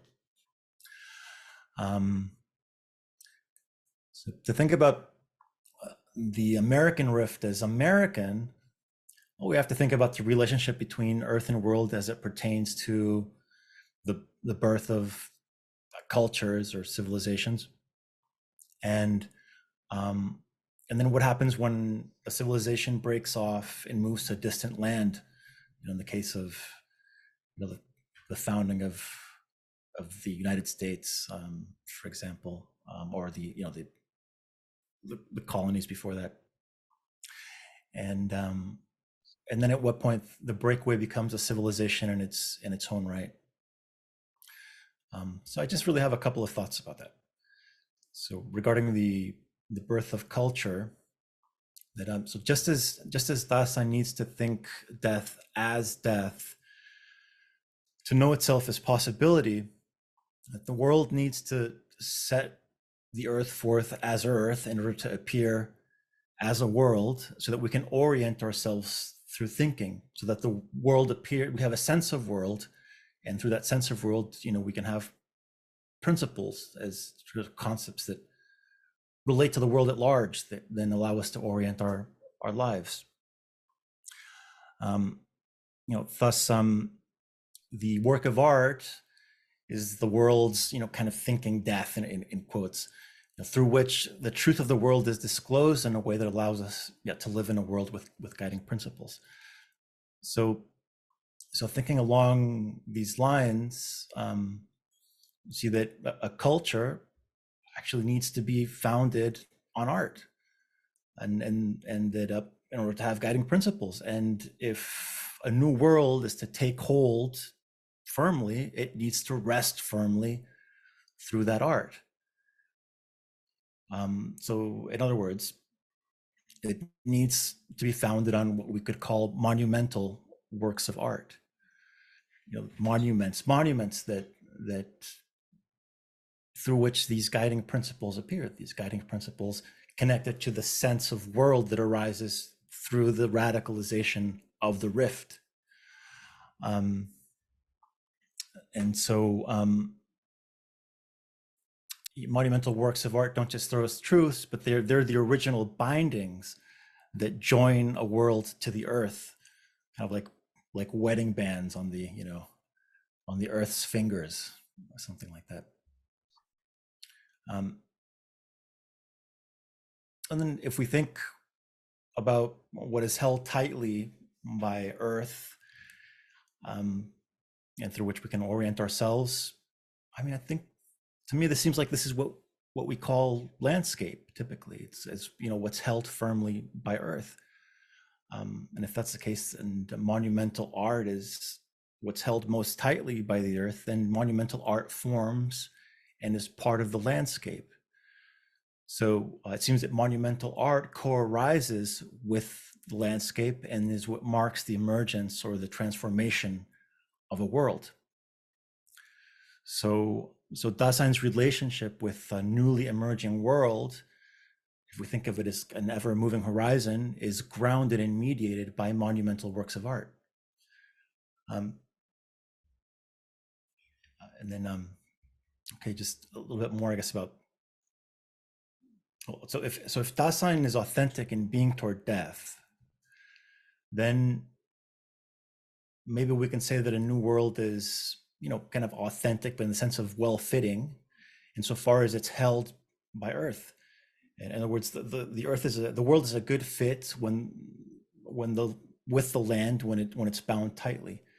So earth and earth in a sense is kind of a gathering of the world's concealment. The earth tries to, it swallows the world.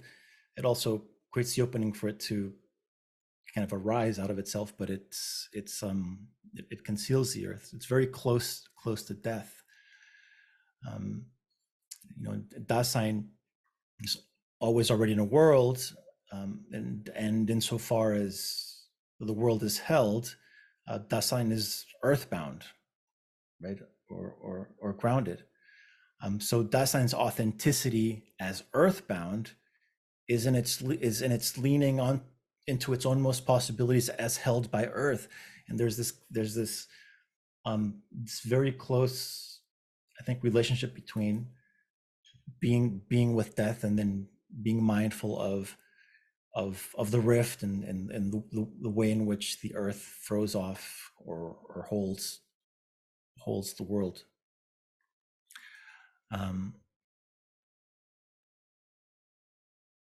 Yep. And so in the founding of New World, the authenticity co-occurs with the emergence of monumental art. The founding of a new world is a search for authenticity in an emerging landscape mediated by monumental art.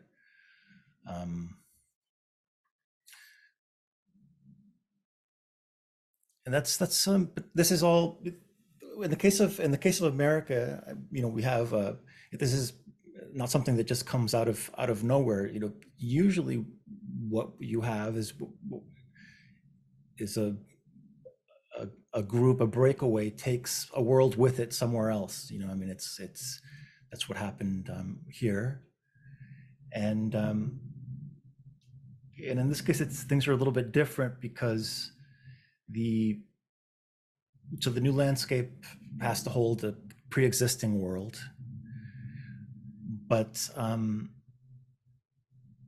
if otherwise it has to give. The world has to give, which means that new monumental works of art have to be created that will simultaneously bind that world, but that binding, because it's a bringing over or holding of an existing world, also has to be transformative, right?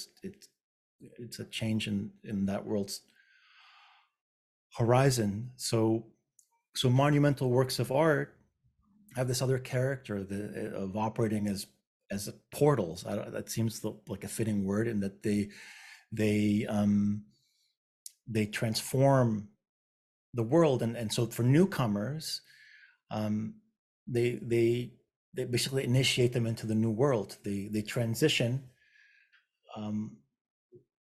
They're a transition of an old horizon into a new horizon, and which is really remarkable to think that this could happen, and that visiting someplace and then coming in contact with monumental works of art could completely change your horizon. But I think that's kind of how it happens. I think of the first thing that I thought about was the Statue of Liberty, for example, though that was made in France, and so I don't know that really is a good example. I think if anything, maybe it's been transformed into something else than what it originally was. But when I first started looking at this, I was interested in this movement called the American landscape artists, which is a movement that occurred in the 60s and 70s. It consisted of there were kind of some crazy characters that went out and into the desert and would dynamite the sides of buildings and things like that, and they were looking for something authentic. I think that they were going to Earth. I think that this going back to Earth is something that marks the the emergence of new culture and civilization. It's a very as a way to kind of going back behind metaphysics. I mean, Heidegger maybe does that. I mean, right? I mean, he tries to go back to a more original way of thinking, and he goes back to thinking in terms of Earth, but going to Earth is something that's very, very characteristic of what people generally consider American, I think, and that what's considered American is typically these sort of vast landscapes to a large extent, and but the universality of I think a lot of what people would consider America's monumental works of art, particularly when it comes to cinema and that kind of thing, the appeal is so universal that it's hard to see it as being uniquely American. So I think that the works of art that are to me it just seemed that there wasn't anything particularly uniquely American that I could put my finger on. And I think maybe some more or less successful attempts at creating something that's unique and monumental. I think Art Deco architecture, the Empire State Building, for example, the Golden Gate Bridge, maybe these can function as portals of some kind. But yeah, I think I went down so the American land art movement was very limited, and I think that they were trying to escape, but that was kind of the wrong thing to focus on. I think the thing to focus on are sort of like these big landmark monuments. I think that was the direction that should have gone in. In any case, yeah, that's kind of what I what I have. I think yeah, America as it is now is sort of like this hodgepodge of groups that are trying to fight over control of the government. I don't think that anyway. Yeah. Thank you. There is a question already by James in the James, just say it. Maybe it's easier than just reading it. Very interesting, Axel. Oh, Disneyland. Yes, yes. This is that. This is very, very interesting, and this is maybe just let James read the question. Okay. To have a bit more of a conversation. Yeah, coming back to your Statue of Liberty point, Axel, not being facetious, could we see part of this relationship in the way that European fairy tales manifest in the US as Disneyland? Yeah, yeah. I think fairy tales, as I understand them, are. I mean, I could see them as monumental works of art because fairy tales, the European fairy tales, for example, they're very, very connected and very in tune with the landscape, with the forests of Europe, you know, and so they're I think they are held firmly by European land, but yeah, but Disneyland is something that's completely artificial and it disconnected from landscape. My understanding of imagination now is I think has to do with whether or not, you know, the imaginal is held or not by Earth, and if it's not held, then it's purely in the realm of the imaginal. Whereas when it's held, that means that it's taken hold as world, and I think that's, and so yeah, so everything in Disney is just a figment of the imagination, right? It's all just imaginary. It's fantasy. Well, it's pure fantasy, and there's no mythological character to it. Yeah. So the Statue of Liberty, I don't know about the Statue of Liberty, whether it's like, I think it is kind of like Disneyland. I think the way that it's presented and the tours are very much like a Disneyland kind of phenomenon. Yeah, you're right. I think so. I think it is kind of a Disney thing. But it's amazing, Axel, how I'm always amazed how many people come from the UK to Disneyland in Florida, and they don't go to the Everglades, they don't go to the beach, they just go to Disneyland, and then they fly back for 2 weeks. So and you know, this happens a lot. So yeah, it's escape, right? They're just escaping. I mean, it's just escapism. They're not really going to visit another culture. I think just Disney World is basically your Vatican, isn't it? It's a state within a state. It's the Vatican is set inside Rome, and Disney World has state power. Yeah. Anyways, well, maybe Washington itself is a Disneyland. Okay. Okay. Was it Wendy? Yeah, it was me. Axel, are you talking about monuments? I was just curious because I was thinking, I wondered if you considered like sculpture, like Alexander Calder in Chicago, like huge sculptures, like set in the midst of pedestrian areas. I you know, to me, that sort of is on a monumental level. Yeah. I just, and that's American. He's an American artist. And there's others. I mean, there was a movement of what were called installation pieces, where there was a time period where artists were doing a lot of land installation here on a lot of them on campuses. Like there's, I think, at least 2 here at Kent State, or at least there were last time I was there.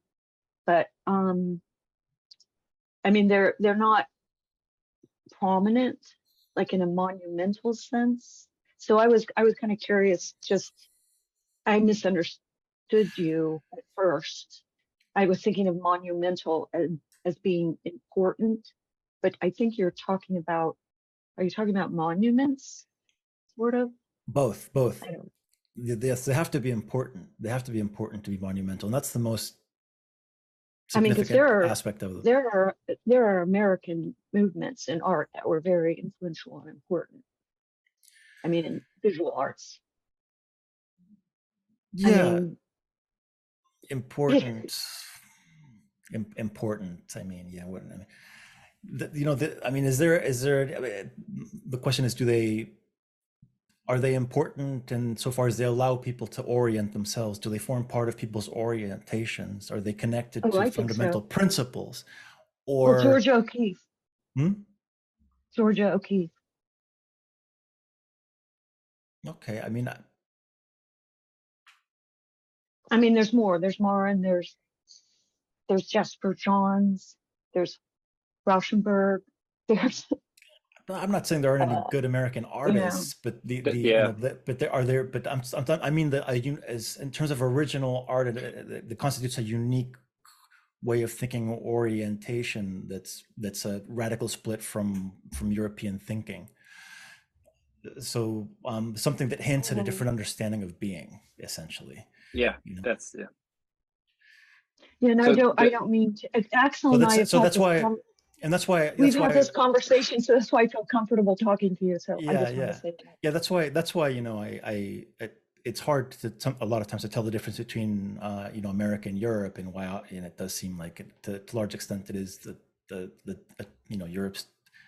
Europe's tombstone and well, what about Dadaism? Oh, well, Dadaism is just nonsense. I mean, did you go to jazz? Did you go to jazz, Axel? I think jazz is one of, in terms of music, I think jazz would be the closest, the perhaps the most, as an entry point into trying to find something that's American. I think jazz and music would be probably it. Yeah. Yeah, okay, Max, and then Dawson, please. Be something about country. I mean, a certain aspect of American country that would be solely American, do you think, in contrast to Europe? Maybe. I mean, country. Yeah, maybe so. I don't know how similar country music is to some of the European forms.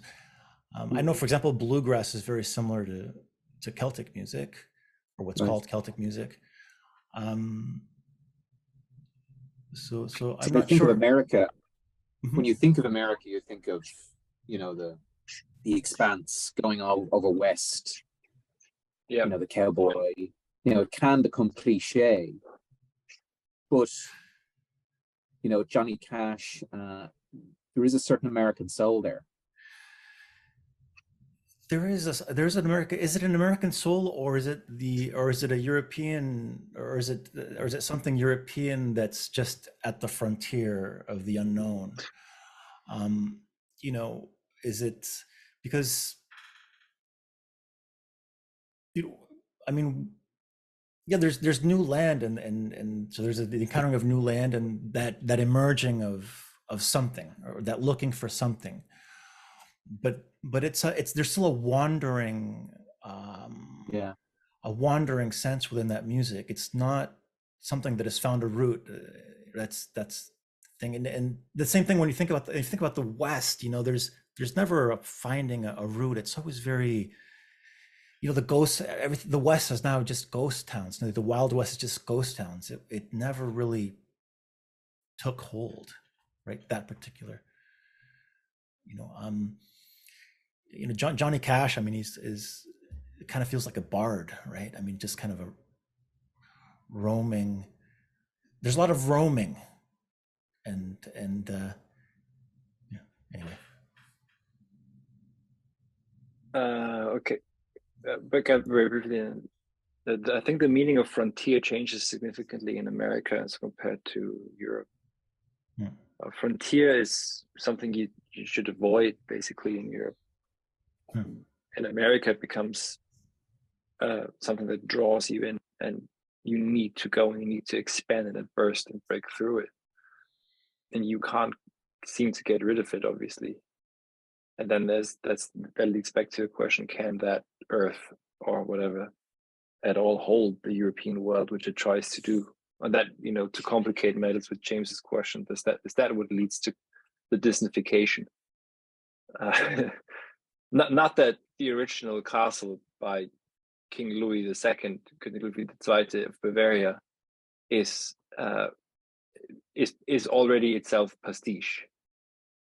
Where this is the model for the Disney castle is the Bavarian castle. This castle is Schloss Neuschwanstein, Castle Neuschwanstein in Bavaria, which is a complete work of pastiche. He was, by the way, he was the mentor of Richard Wagner. And okay.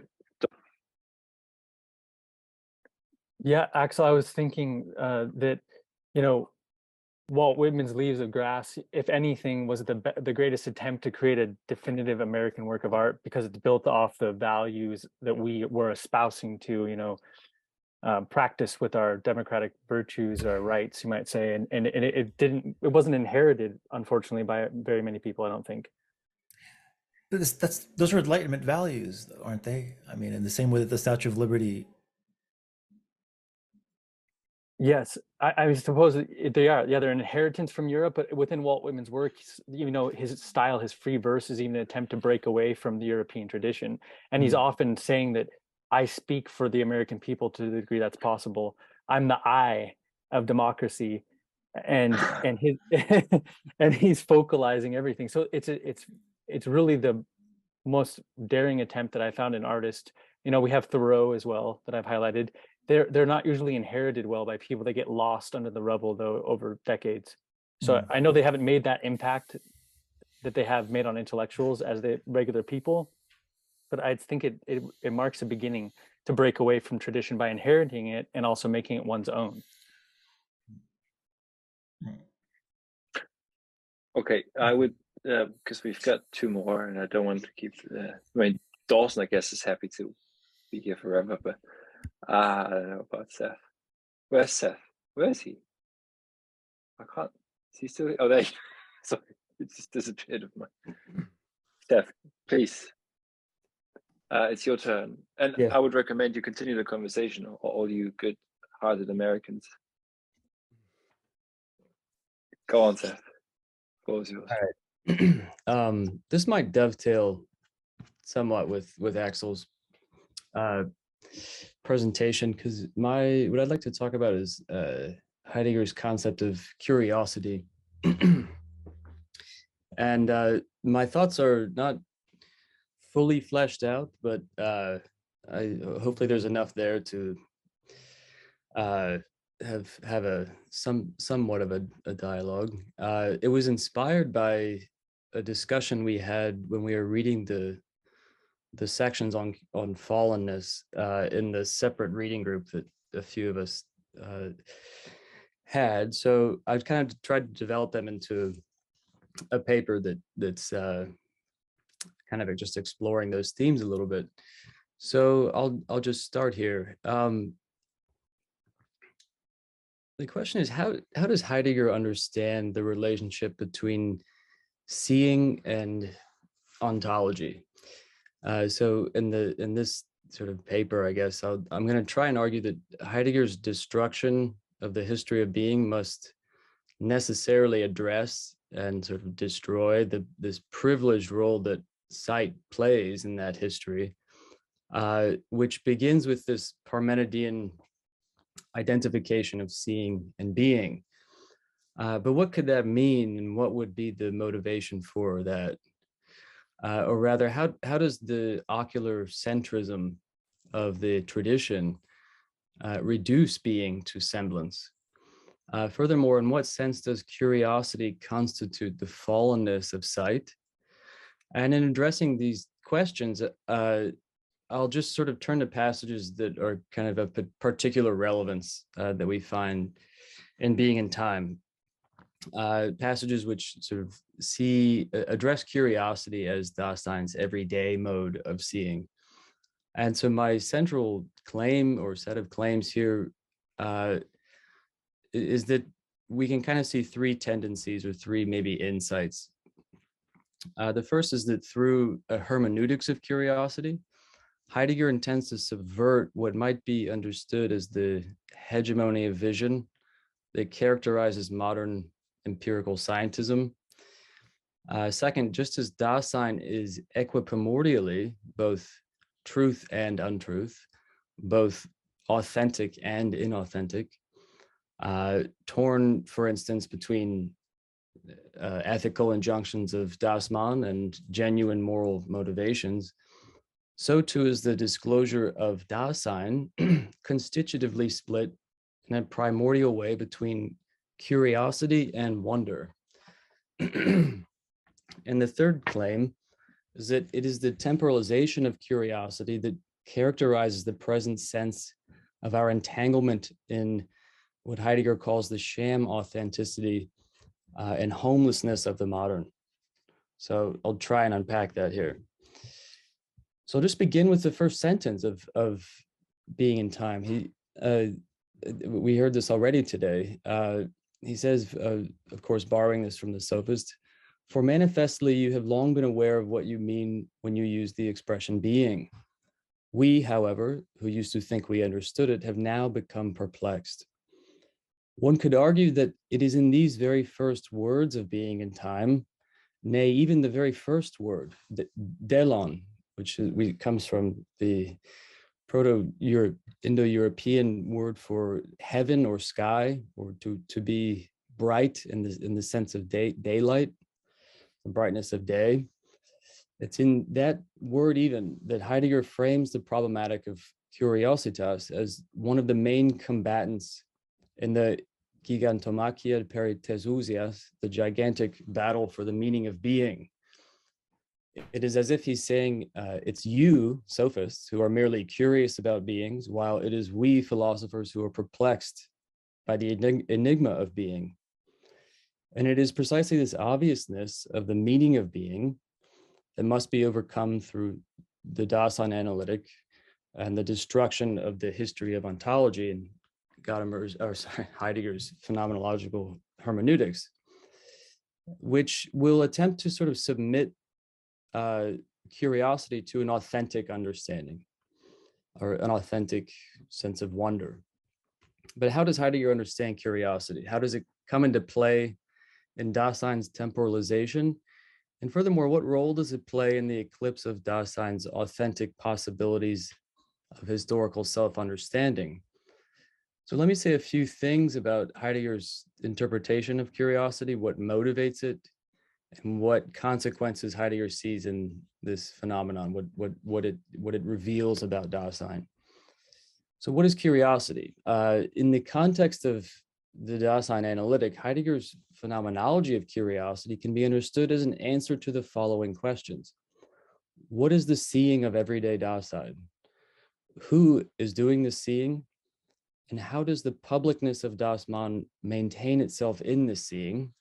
And just how is it that Dasein comes to be absorbed in the they and mastered by it? Curiosity will sort of address some of these questions, all of them in some sense.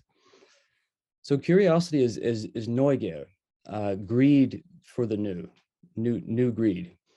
It is a mindless gaping toward entities.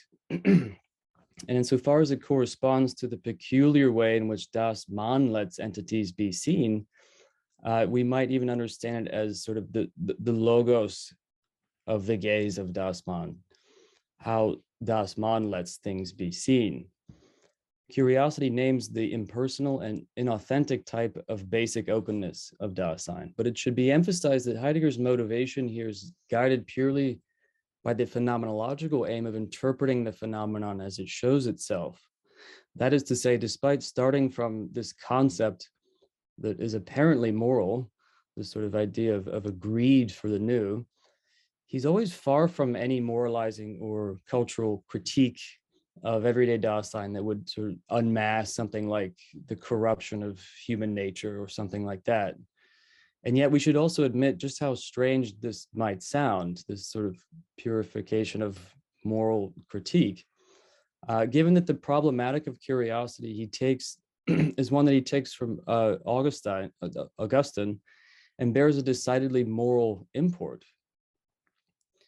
For Augustine, curiositas is interpreted as a refined, complicated, and dangerous temptation, a special type of desire located in the soul, as a lust for the eyes, or concupiscentia ocularum, curiosity joins the lust of the flesh and the pride of life to make up this his tripartite cupidity.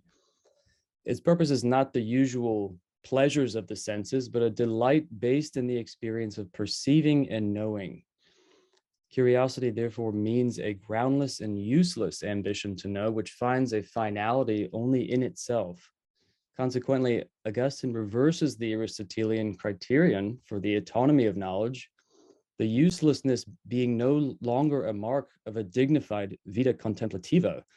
For him, if the natural desire to know finds its drive in itself, it becomes a disease of the soul.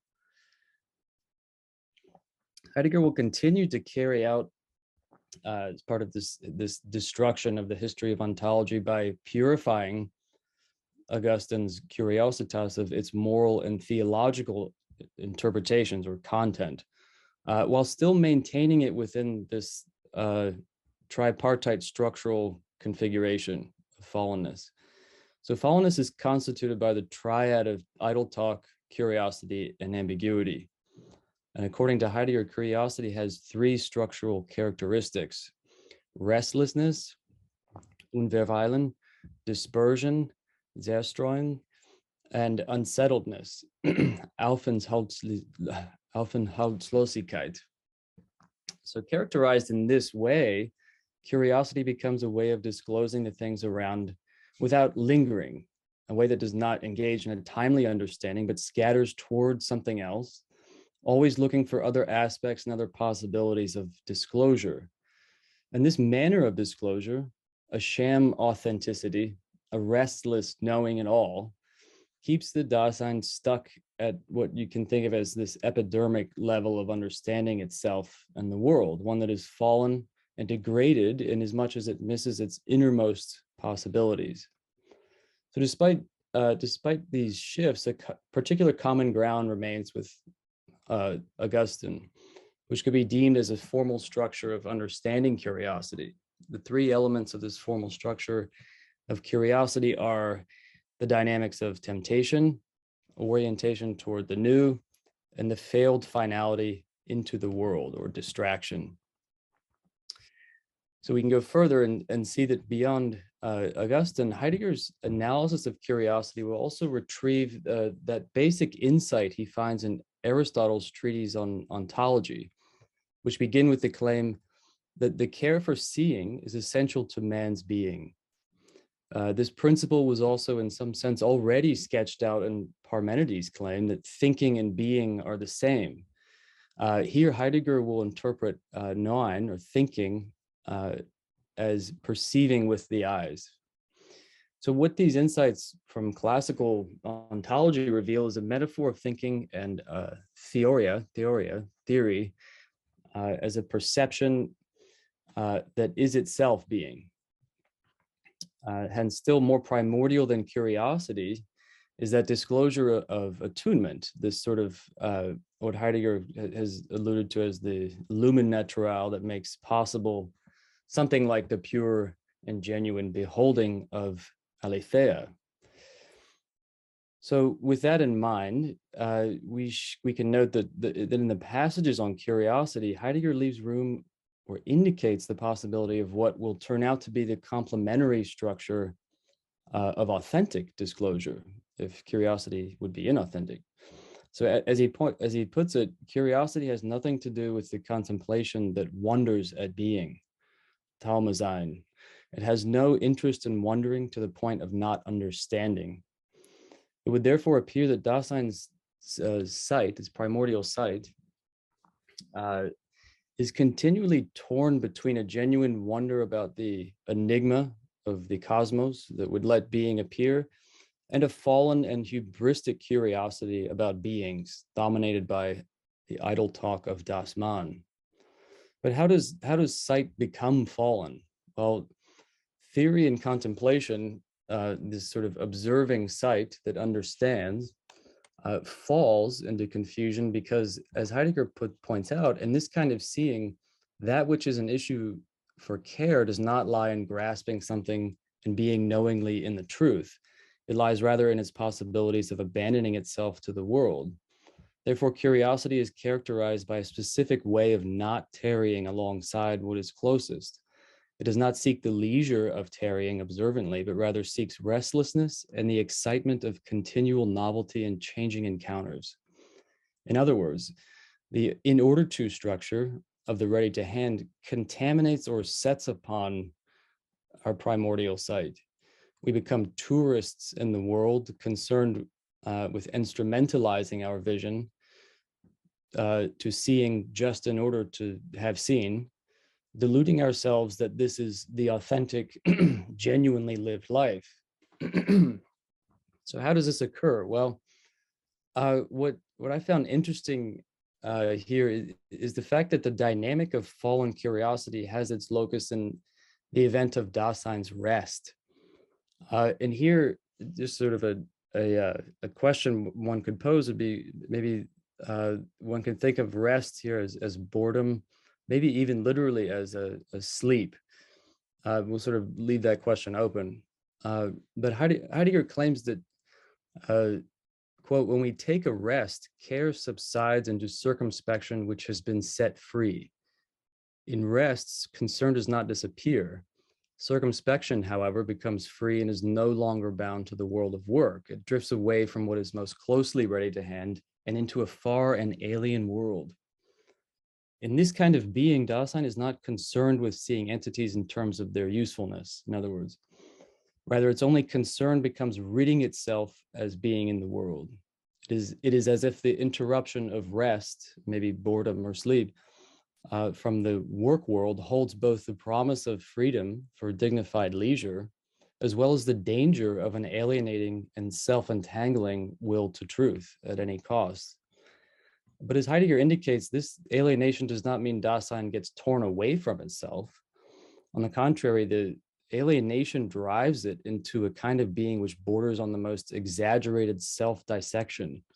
The alienation into which I fall in curiosity, in other words, doesn't surrender me over to something that I'm not. Rather, it forces me into one possibility of self-understanding, which we have seen as the inauthentic self-understanding.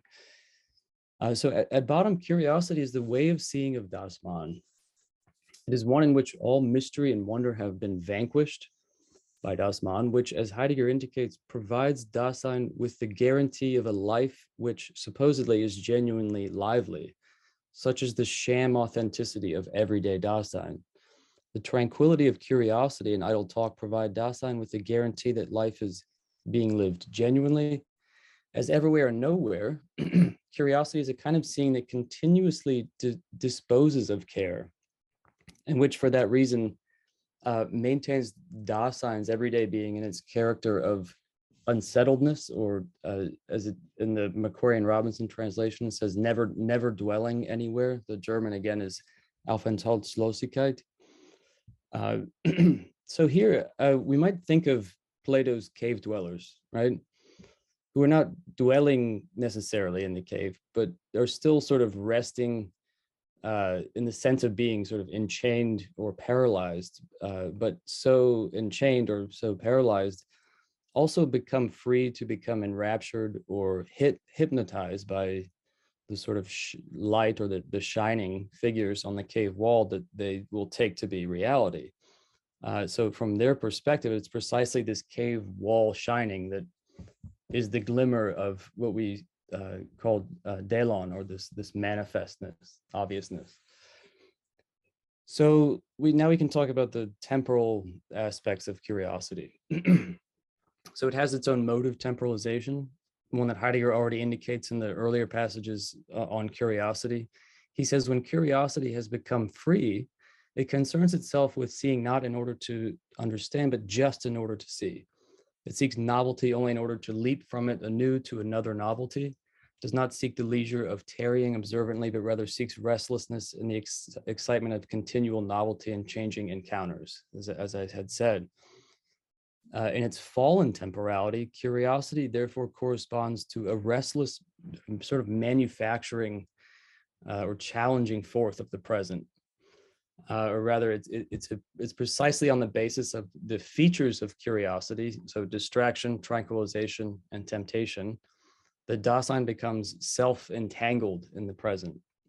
So we might even see today this kind of reverence or celebration of multitasking as this dispersion of attention is kind of an example of this. In any case, it's in this temporality of fallenness that we find the ecstasis of curiosity.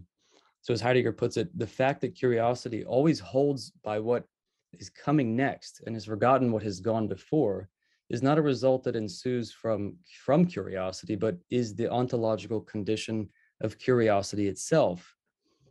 So curiosity corresponds to something like, again, this forced fabrication or challenging forth of the present, and yet one that also constantly uproots itself in its distraction, maybe even its hypnosis, in this upsurge of the new.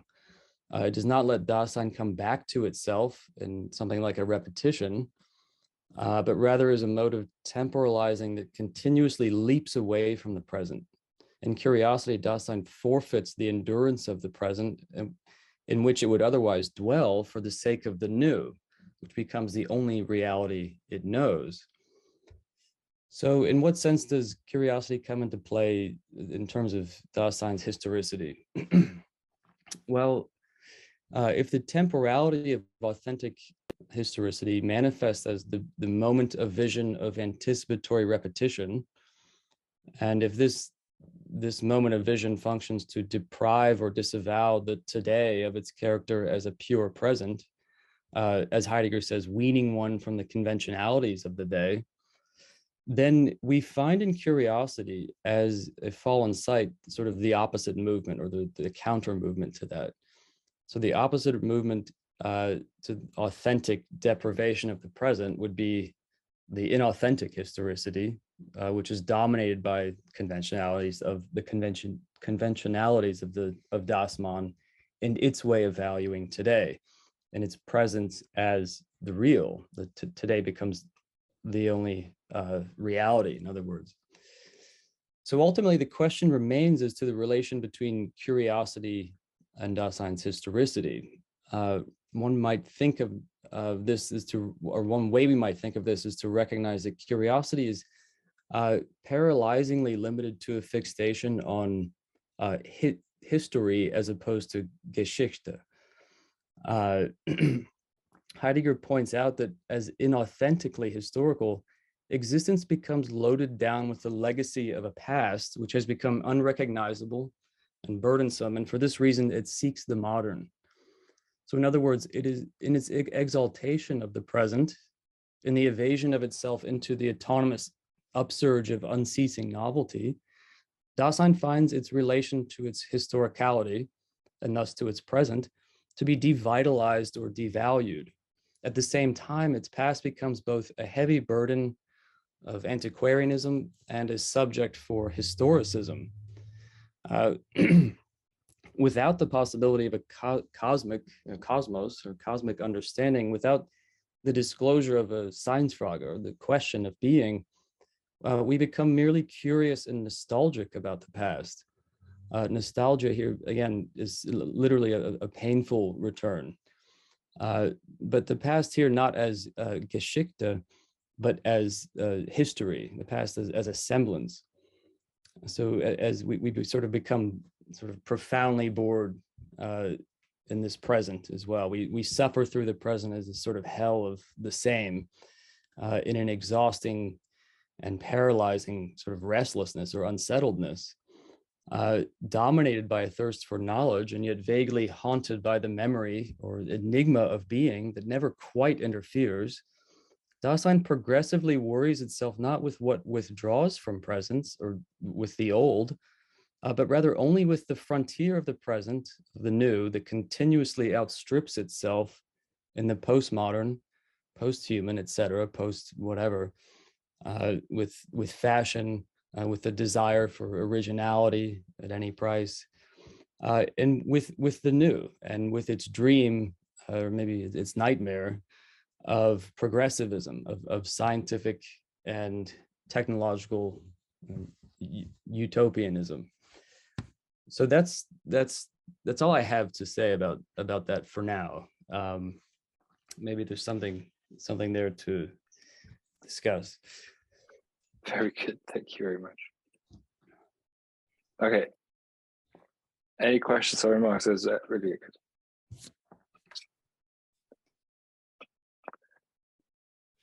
I thought that was very good, very high quality. Thank you. And the curiosity is, to me, it sounds like a swelling of sort of prurient curiosity that needs to know everything about every place at all times. But this is, you think, an inauthentic type of way to be. Yeah, it's I mean, it's sort of corresponds to the inauthentic sort of curiosity is the way of seeing of Dasein. And yet at the same time, it's not as if we could ever sort of do away with our curiosity. The curiosity is still a constitutive sort of possibility for us. It's not as if it should necessarily be suppressed. There's no sort of, not necessarily a moral sort of injunction here, but there does seem to be, as we see kind of later in the passages on history, a sense in which curiosity has eclipsed something like genuine wonder, and that's sort of the, I don't know, maybe the takeaway of curiosity, and that's sort of the distinction, right? There's knowing, seeing just in order to have seen, this kind of the tourist mindset, right? Versus something like seeing and attempting to understand or coming up against the perplexity and enigma, that coming up against that which one does not understand, whereas curiosity always understands everything. There's a lot more to say about this, of course, with idle talk and the other aspects of fallenness. But I was kind of trying to look into a little more of what Heidegger really means by curiosity. And of course, what happens when you start writing about one of Heidegger's concepts is you have to write about all of the other all the other moments of the hermeneutic circle too. So it becomes it becomes quite challenging. So but what I found interesting, I'm not sure if it came through, was just this passage where Heidegger is talking about inauthentic and authentic history, and how inauthentic history or historicity, historicality seeks the modern. And I think this is a mark of curiosity, perhaps. I'm not quite sure, but there is a sense in which one might even see curiosity as I didn't have time to really explore this, but see curiosity as sort of the mode of sort of, how should I put it? I guess dream, what Sartre or Husserl might call dream consciousness. Sort of, that sort of consciousness that sort of is sort of, as Heidegger puts it, taken, because circumspection has been, care is resting, gets taken away into a foreign alien world. That's sort of, again, it's sort of an open question. I'm not sure yet how to really think about that, but that's just a thought that I had. Thank you, Nathan. Very much. Nathan. Yeah, sorry, I'm driving. So yeah, a couple of things. So would you say wonder is then a mood, or one of can it be a Grundstimmung for Heidegger? And if so, it would be interesting the way that he uses, for example, anxiety to talk about, you know, the structure, kind of what's revealed in it. Be interesting to do a phenomenology of wonder in that sense. The other question that I had in relation to that is, Heidegger is often is critical of the visual as it's used in history, and yet there is a way in which a lot of the I don't know,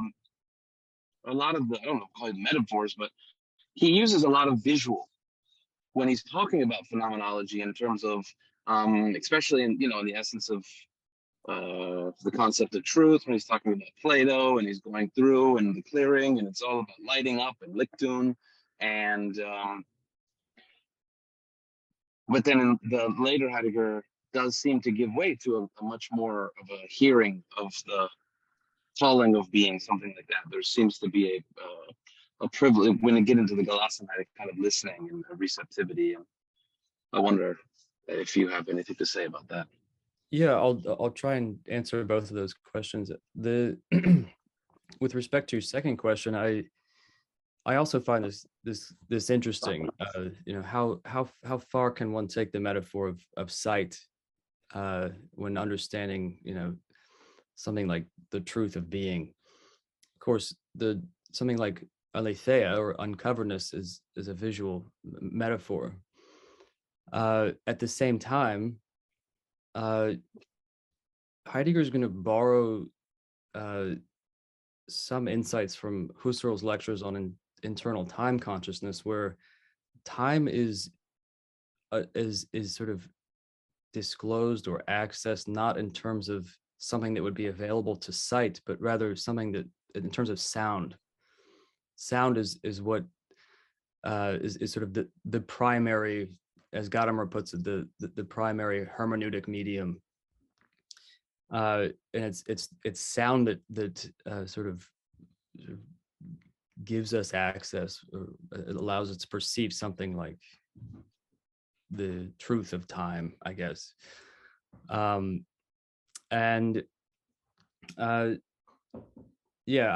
I pointed out in the paper, Parmenides too will say he'll identify thinking and being, and Heidegger interprets this in the footnote. You can see Heidegger interprets thinking here as meaning seeing, to perceive with the eyes. So what to make of that? Well, there's sort of the primordial disclosure of mood or Stimmung, and then there's sort of the sight that sees within that clearing, right? As for your first question, if I can remember it, I think that wonder would be very closely related to something like what Heidegger is talking about when he refers to anxiety as a methodologically primary mood. I'm not sure what else to say about that. I don't know that it might be too far to sort of identify wonder and anxiety. Of course, they're different. They have important differences. But for some reason, Heidegger doesn't choose wonder to disclose one sort of being toward death. He chooses anxiety. So anxiety might have a yet more primordial sort of significance than even wonder for Heidegger.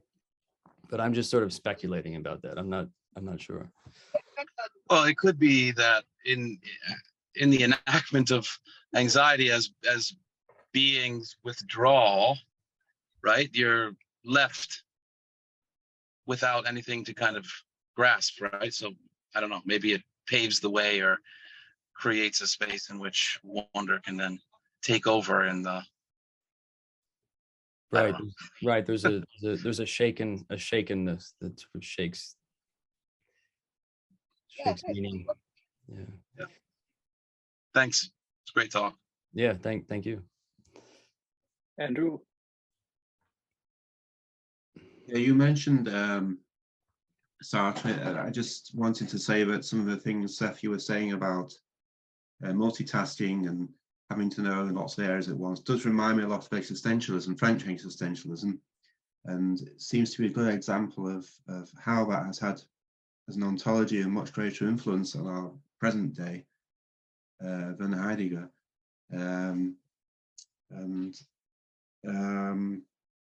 Yeah, how maybe it's time to think in a different way, as Heidegger is trying to get us to do.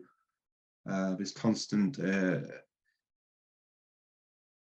quest for freedom, which is what Sartre said we were condemned to be free. It was our only responsibility to continually seek freedom. This is like the multitasking, the curiosity, which you never really engage with something properly. Everything is just a presence at hand, but there's no connection between the self and what you're actually doing. There's no Dasein, there's no entry into Dasein. And this is the predicament, I think, in which we currently find ourselves, it seems to me. Yeah, and Heidegger, you know, he says that it's sort of this phenomenon of curiosity is decidedly not tarrying alongside the world.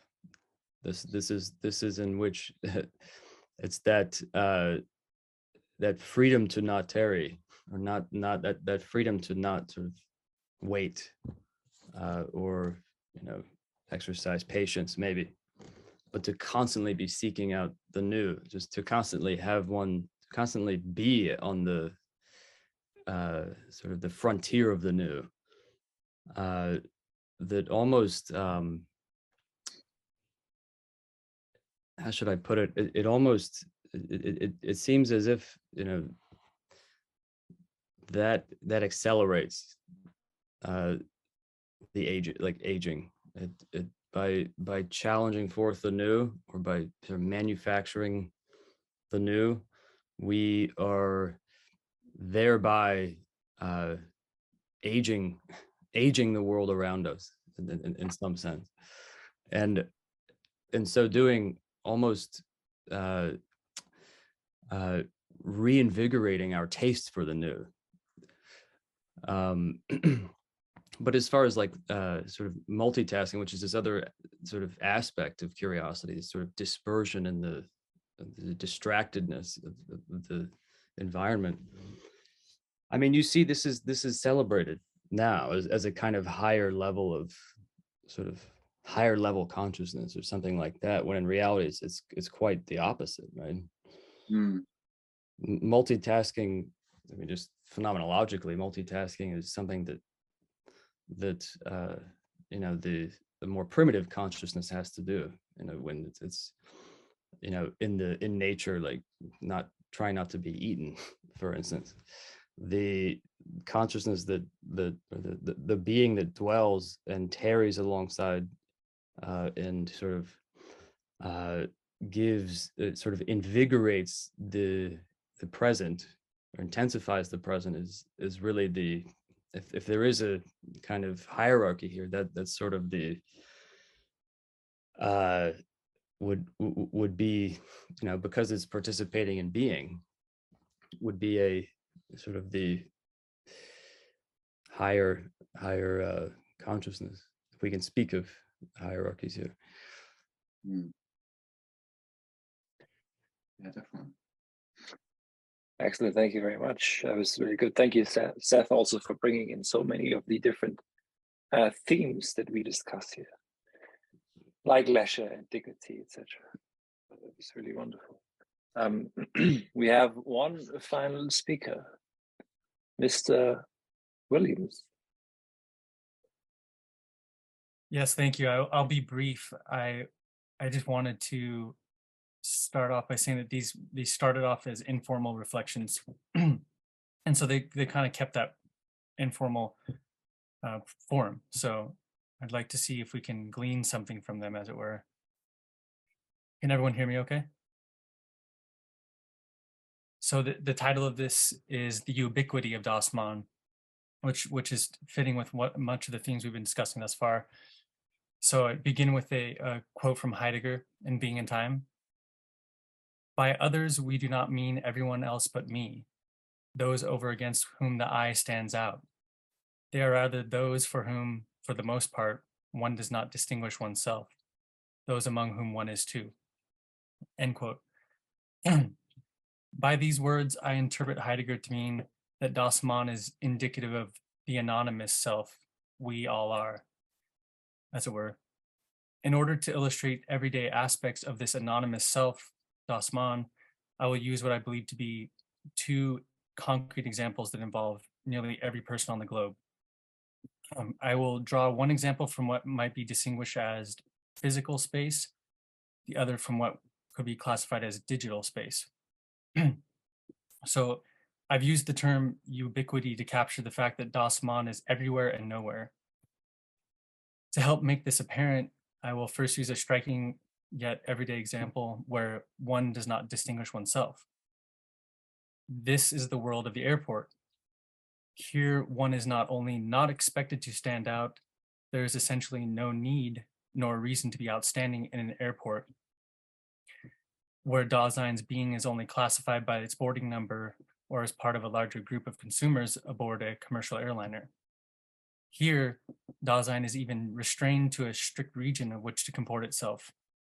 One must pass through security. One may not exit the terminal without re-entering through security. One can only use the designated seating areas, etc. In the vastness of the airport world, the tranquilizing effect of Dasein is most pronounced when we seemingly float across the floors on moving walkways or move while standing still on escalators. That was the example of physical space we're all familiar with. Another is a visual space, which has now become more apparent in the last, say, 30 or 40 years. So another striking instance of Dasein, not experienced in Heidegger's time, would be the phenomenon of social media. Similarly to how the airport brings with it a peculiar set of expectations and ways of comporting oneself, so too is the digital space of social media a true utopos, sustained by the expectations of Dasein. I would claim that the internet and its region of social media is the fullest immersion of Dasein that Heidegger or any one of his contemporaries could have imagined. Dasein in the internet age works us over in so pervasive a manner that one comments to others in ordinary conversation about happenings that have transpired between other people in digital space. These others and their happenings are now made immediately present by talking about one's opinion concerning the quarrels between political parties, the recent tweet of a famous figure, or the newest installment in World War controversies. Even an event as tragic as war is translated into idle talk. I believe that this is a quote from Heidegger that illustrates this. He says, in Being and Time, quote, every kind of priority gets noiselessly suppressed. Overnight, everything gained by a struggle becomes just something to be manipulated. Every secret loses its force, end quote. So analogous to what newspapers and radio already achieved in the early 20th century, by making what is distant near and converting what is private into public discourse, the internet can now achieve this on an incredible scale. Rather than manipulating information overnight, Dasein of the digital space can actually distort what is substantial into mere noise over a comment or at the click of a button. In the manner one is a part of the corporate world when one flies on a commercial airliner, so too is one part of the social media world when actively using the internet. In this no place, Dasein is liable to address you as your anonymous identity, as selected from a diverse array of authentic profile possibilities which are designed to suit you in the best way possible.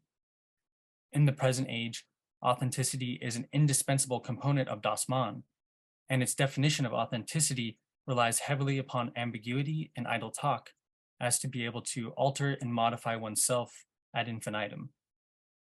We are only as authentic as we desire to be. Our social media personae needs continual maintenance as to be deemed credible by Dasein standards. Today, the separation between physical space, i.e. the world where one orients themselves with reference to landmarks, from the digital space, i.e. where one is omnipresent and can instantaneously reach across the globe, seems to be shrinking at a rapid rate. Currently, Dasein's influence on one's everyday existence is as ubiquitous as ever.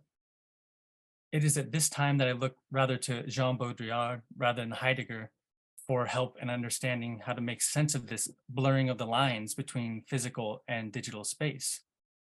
For, as Baudrillard stated, to paraphrase, the time for mourning or for lamenting over this apparent loss is long gone. Thank you. That's the end. Excellent. We should all feel guilty for putting this on YouTube, of course. Any final questions?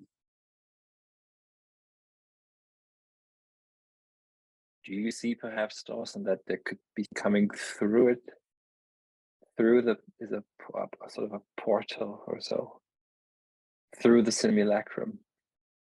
Or are we all just forevermore trapped in it? It would be difficult to say when there is a break in the simulacrum. I would think that with what we're doing, in the sense that we're not trying to we're not trying to, as it were, gloss over what is difficult, or we're not trying to pass over what's controversial. We're pretty much presenting ourselves as we are, as far as we know, and if we were to meet in person, I don't think there wouldn't be a very big demarcation between who we thought we were online and who we are in person. And also the fact that we're not trying, again, I have difficulties with, I don't think of it as breaking away. I don't know if that's possible. I don't think it's worth talking about breaking away, because I think the ubiquity does capture the reality. It is there at all times, because I can always engage and I can always be distracted, and that deals with the problem of, as Seth was saying about the multitasking and the simultaneity of it all. You can always be distracted if you wish to. So I believe that we have ordinary conversation amongst friends, like you yourself have pointed out, writing, reflecting, the performance of poetry. There's aesthetics, and I don't want it to just be as a way of distracting us from the problems, but as a way of comprehending it, I suppose, giving it a form. So engaging with the problems with art and with a philosophical dialogue is really what I see as the only good thing. That means we need Bildung. Yes.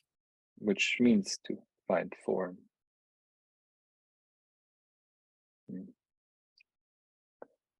Axel? Yeah, do you think that there's anything that there's a uniquely American current that's countering the simulacrum? I don't know if it's distinctly American, that I don't know of one, I should say. I think it's the beauty of this is that it can kind of be cosmopolitan, because we're looking for other thinkers, if you like. And so it's actually not really tied into a region, as far as I can tell, because it's kind of groundless now with the internet. So that opens up the possibility to have thinkers from various regions that were formerly unknown to one another. That's one of the benefits, is it destroys the boundaries, like we know, like it shrinks the distance between people. That was, I suppose, implicit judgment by Heidegger, or maybe not, that it was shrinking all distances right around us with the internet, with radio. I think that that's the benefit of it, is that so that rather than trying to have to find people in your own area that might not exist, you can find them globally now. Yeah. It's a new form of free association that isn't libertarian, right? How would you describe it?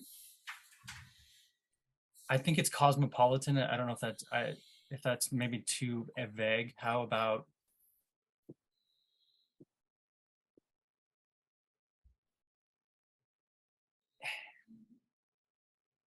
it all hinges on what you mean by cosmos, right? Yeah, the world citizen. I think like the sense that Diogenes would even have said it back in his time is like, I am a world citizen. I'm not bound, or even Friedrich Nietzsche, he says, I am a homeless.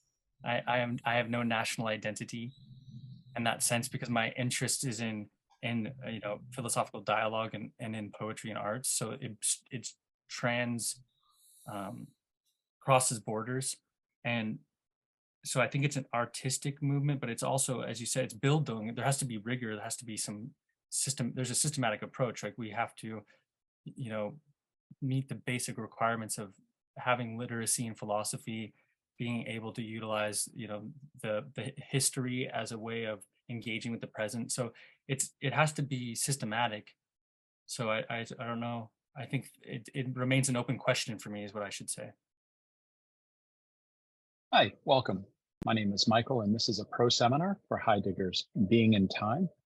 And we'll be looking at exploring Dasein. For an overview, we will explore three Heideggerian constructs. First, Dasein. Second, time. And third, commitment. We'll follow that by celebrating my father and my grandson. Let's begin with Dasein. Dasein exists always, already, as throne and as such. Dasein is always and continuously receiving the gift of birth. Dasein is the initial openness for being, and as such, Dasein's own being is always already an issue for it. Dasein's understanding of being is temporal in an ecstatic sense. All three dimensions of temporality, interweaving, opening, an uncertain open future. Dasein's being is care. Care is being towards death. Death is a mode of being of Dasein. As such, Dasein is directed towards the future. As soon as Dasein exists, Dasein is mortally finite and receives all its factible possibilities from its own most unsurpassable possibility, death.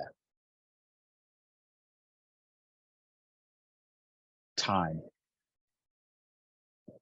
If instead of time, we substitute the lighting up of the self-concealing that is proper to the process of coming to presence, then being is determined by the scope of time.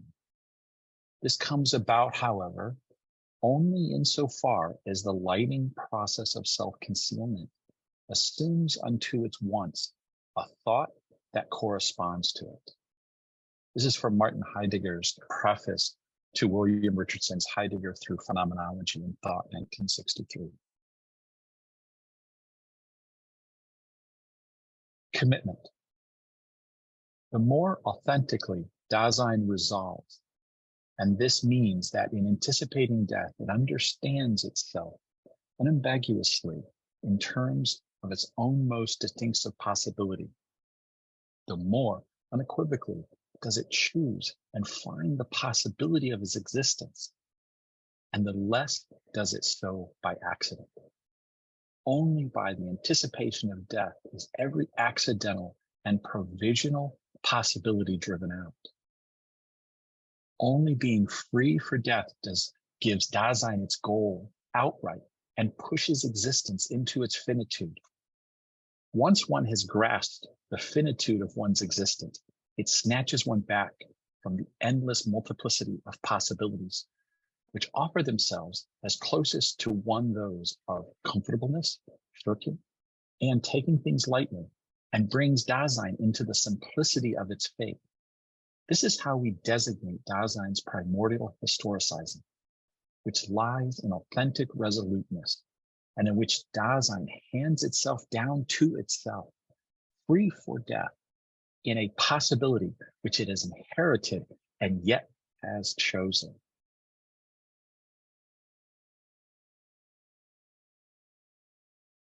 These next two sections will focus on two important people in my life, We'll begin with my father. And the way we'll go about this is I'm going to just share some pictures and share my thoughts around my father. And then I'll do the same for my grandson. So let's look at my father. My father and my mother brought my existence into the world. I know the world through each of you. This story is about my father. My father turned 82 in March of last year. He was born without a birth certificate in Floyd County, Kentucky. He did not know indoor plumbing till relocating to Ohio at the age of 8. My father knew early on he wanted to be a pilot. It was his fate to become a pilot, he said. He had 3 jobs before retiring. Repairing truck tires. He was an aircraft mechanic in the Air Force. And finally, an aircraft mechanic with a local airport. Not only does he dream of flying, but frequently flies planes through the clouds. As a pilot and father, he always says, whatever happens, never stop flying the aircraft. He is a kind and gentle man living concretely in the here and now. Your everydayness of existence revolves around raising a family, working, flying, and sharing an unbelievable meal with family and friends. Your life touches so many people. I am a witness to your life. Your existence is your own, non-duplicated, non-replaceable, and non-replicated. You are your own existence.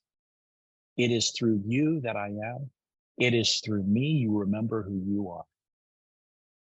Each of our existence continues to be intertwined in ways yet undiscovered. Your life is a wonder of unending possibilities that makes present a love of travel, exploring ideas, and a loving family. While your passing came too soon in January of this year, your existence, Dasein, continues to imprint on those still here and those yet to come. Next, we'll focus on my grandson. My grandson was welcomed into this world surrounded by love and kindness in March of this year. I want him to recognize and have as a foundation the love and hope to which he is thrown into existence. I hope so much for you to be no one else but you. Think and let this roll over you and never forget.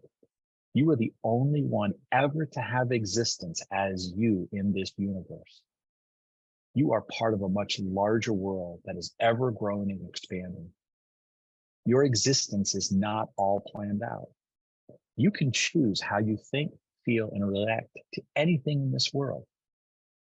You will be the only you will ever get to know. Let no one tell you who you are. Always question. You will be more than 10 different people. Get to know yourself. The more you do, the better you will see them coming. Your success in life is directly related to the depth of your thought in your questions. The funny thing about life, you need to be ready for whatever comes your way. You might think life is going in one way or this way, but sometimes it doesn't turn out like you expected. But that's okay, because you are working out your existence every day. With each new day brings new possibilities for creativity, imagination, love, hope, and kindness.